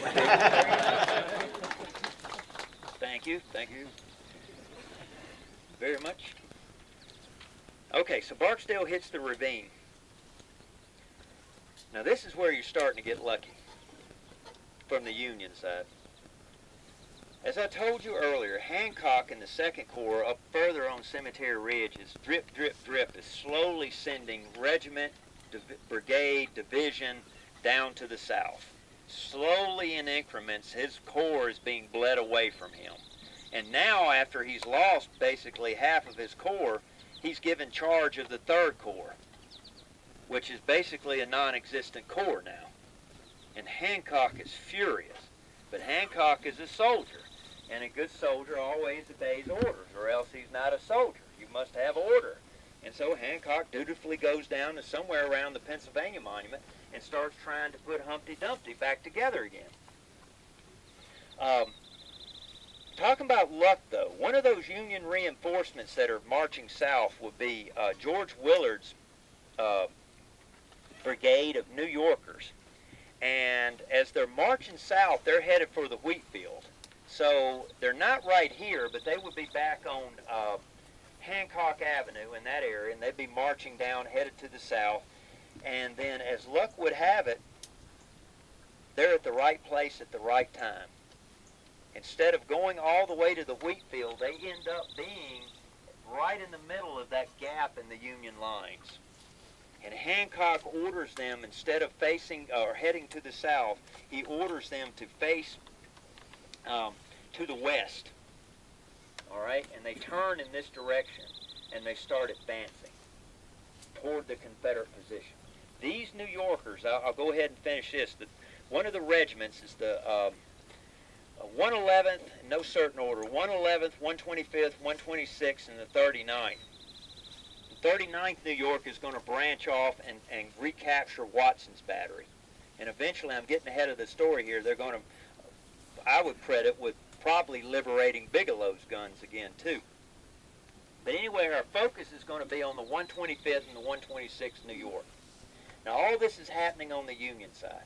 On the Confederate side, William Barksdale, as I said earlier, and his 3 Mississippi regiments are stopped up here.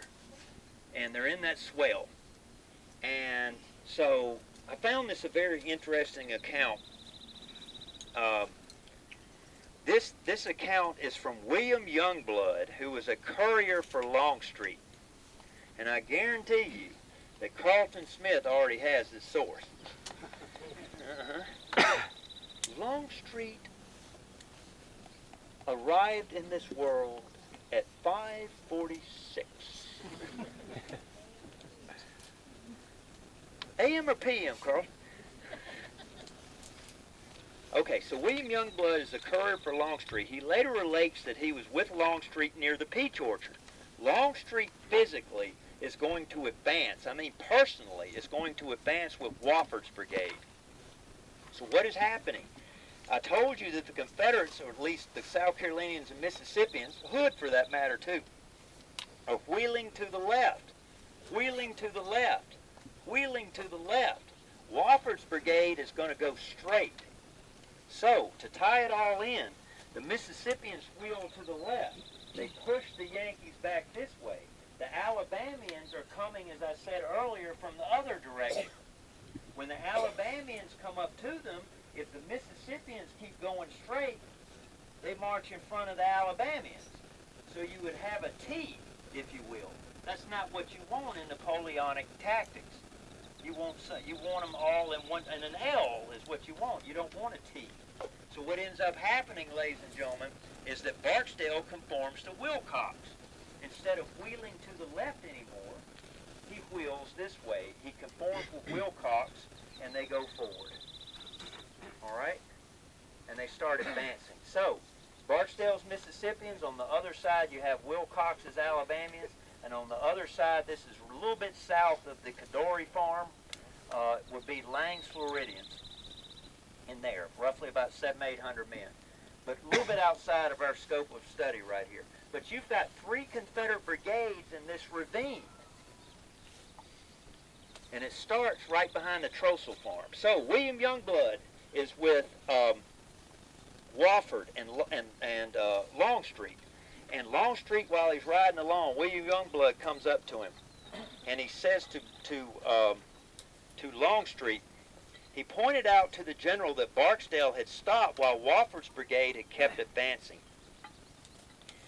Youngblood recollection said, "Do you want General Barksdale to halt?" And Longstreet turned his head and said, "No, go tell him to retake his position in line." So what does he want to do? What Longstreet is trying to do is to keep that wave of human beings rolling forward on all fronts. Pressure, pressure, pressure. And so, Youngblood related, I don't know what fence it was, but he said he put spurs to his horse, and as he turned from the peach orchard, he cleared a fence, racing down here to the Trossel farm. And when he went over the fence, the leap of the horse, I've never... Look, I've been on a horse 3 times in my life. None of it good. Right there. I don't get it. I don't get it at all. I see them all the time. One time, you got 2 straps on the horse? Well, the horse I was on only had 1 strap. And it started galloping. I don't know how to gallop, so I thought you had to be like a jockey. And that saddle was flopping on the back of that horse. That's the worst whooping I ever got in my whole life. I said to myself, if I ever get off this horse, you never get me back on there. I don't know if y'all been paying attention, but ain't nothing much to beat back there, man. I freaking, whew, that hurt. Anyway, he jumps that fence, and when the horse goes over the fence, it throws him. And he catches himself around the neck of the, you ride? He catches himself around the neck of the horse.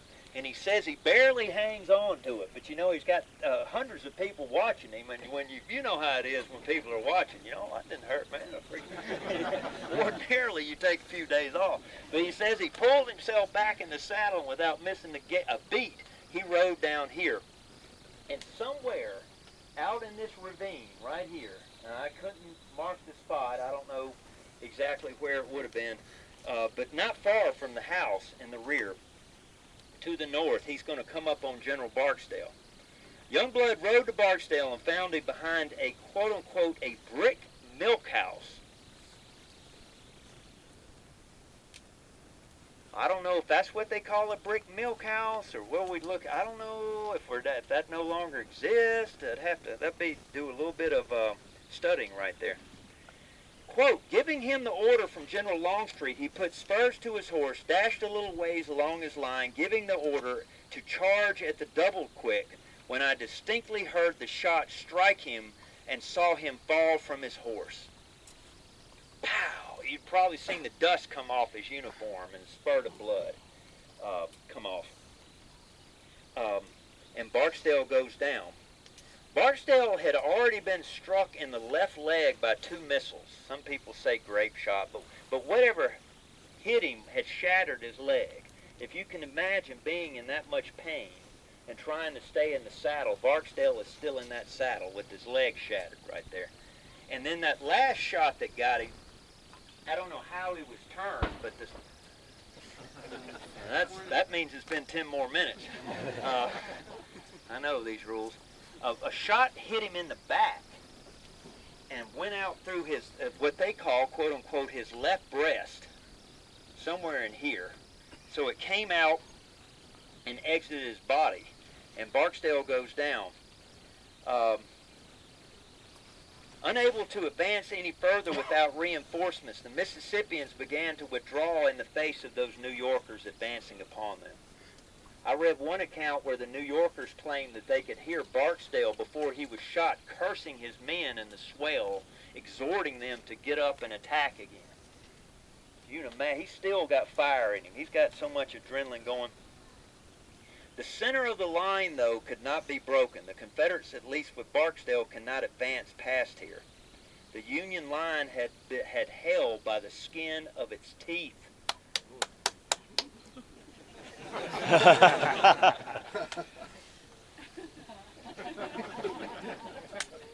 Ever walk in there and the piano player quits playing?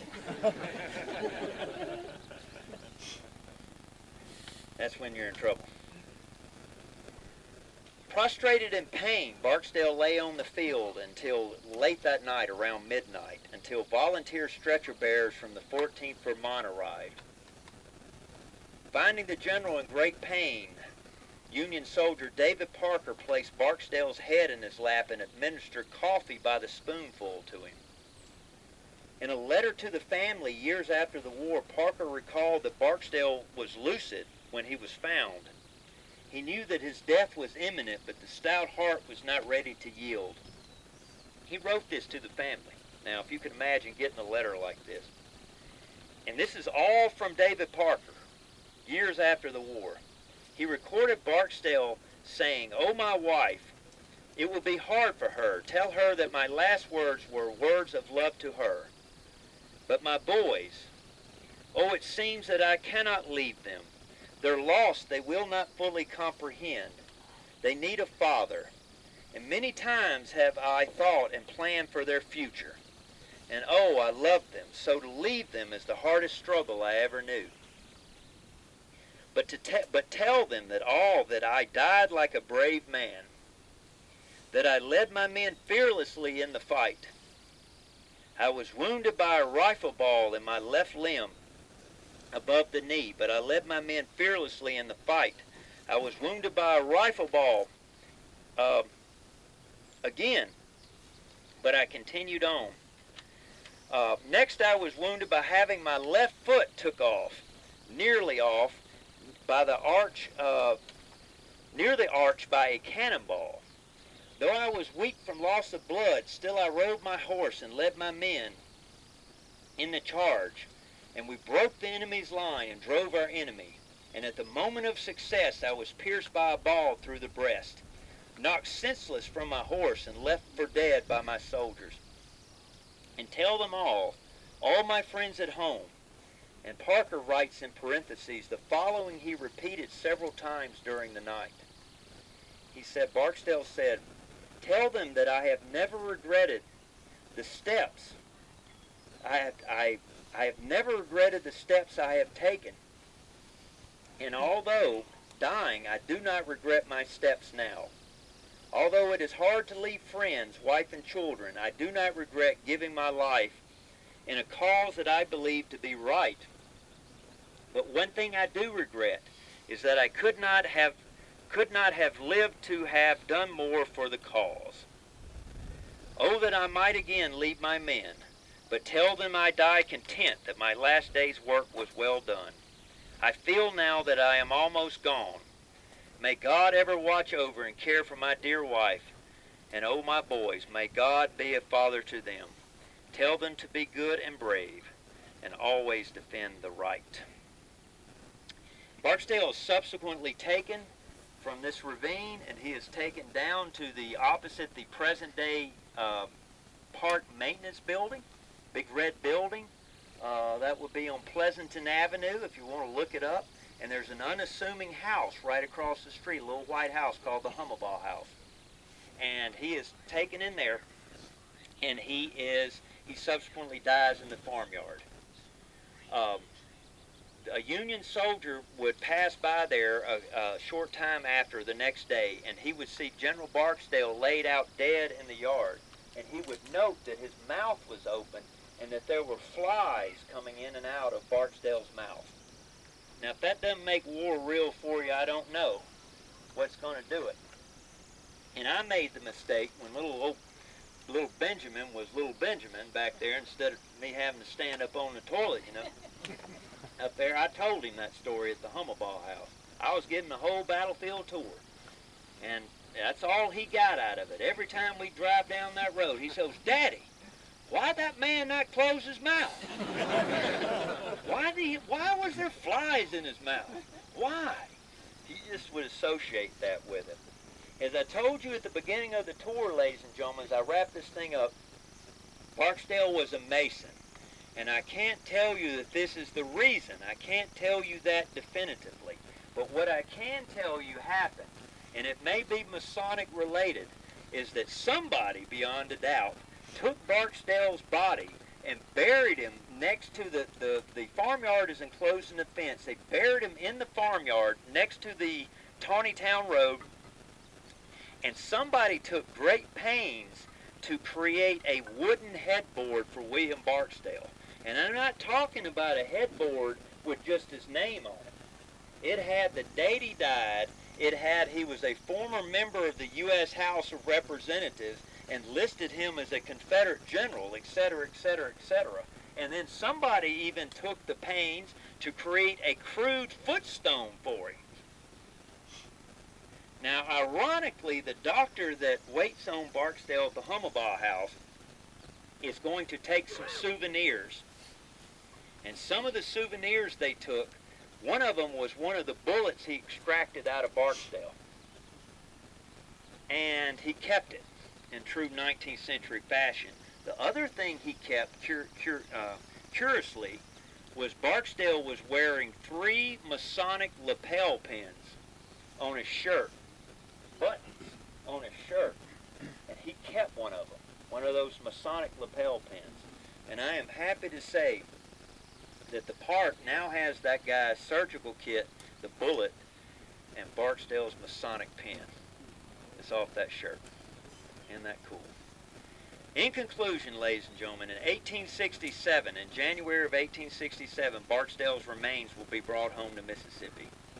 And he will be buried in Greenwood Cemetery in Jackson, Mississippi, and his grave will be promptly, unlike Gettysburg, promptly lost.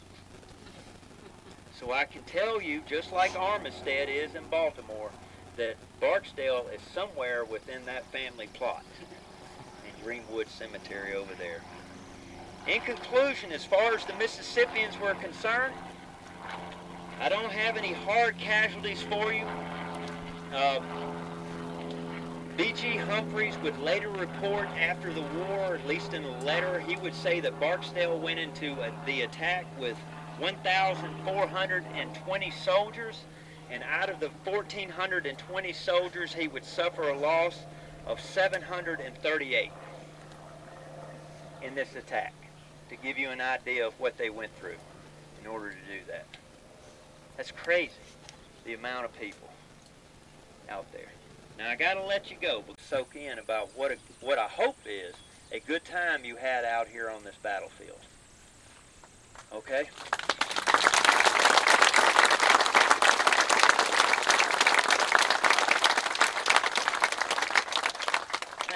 Thank you.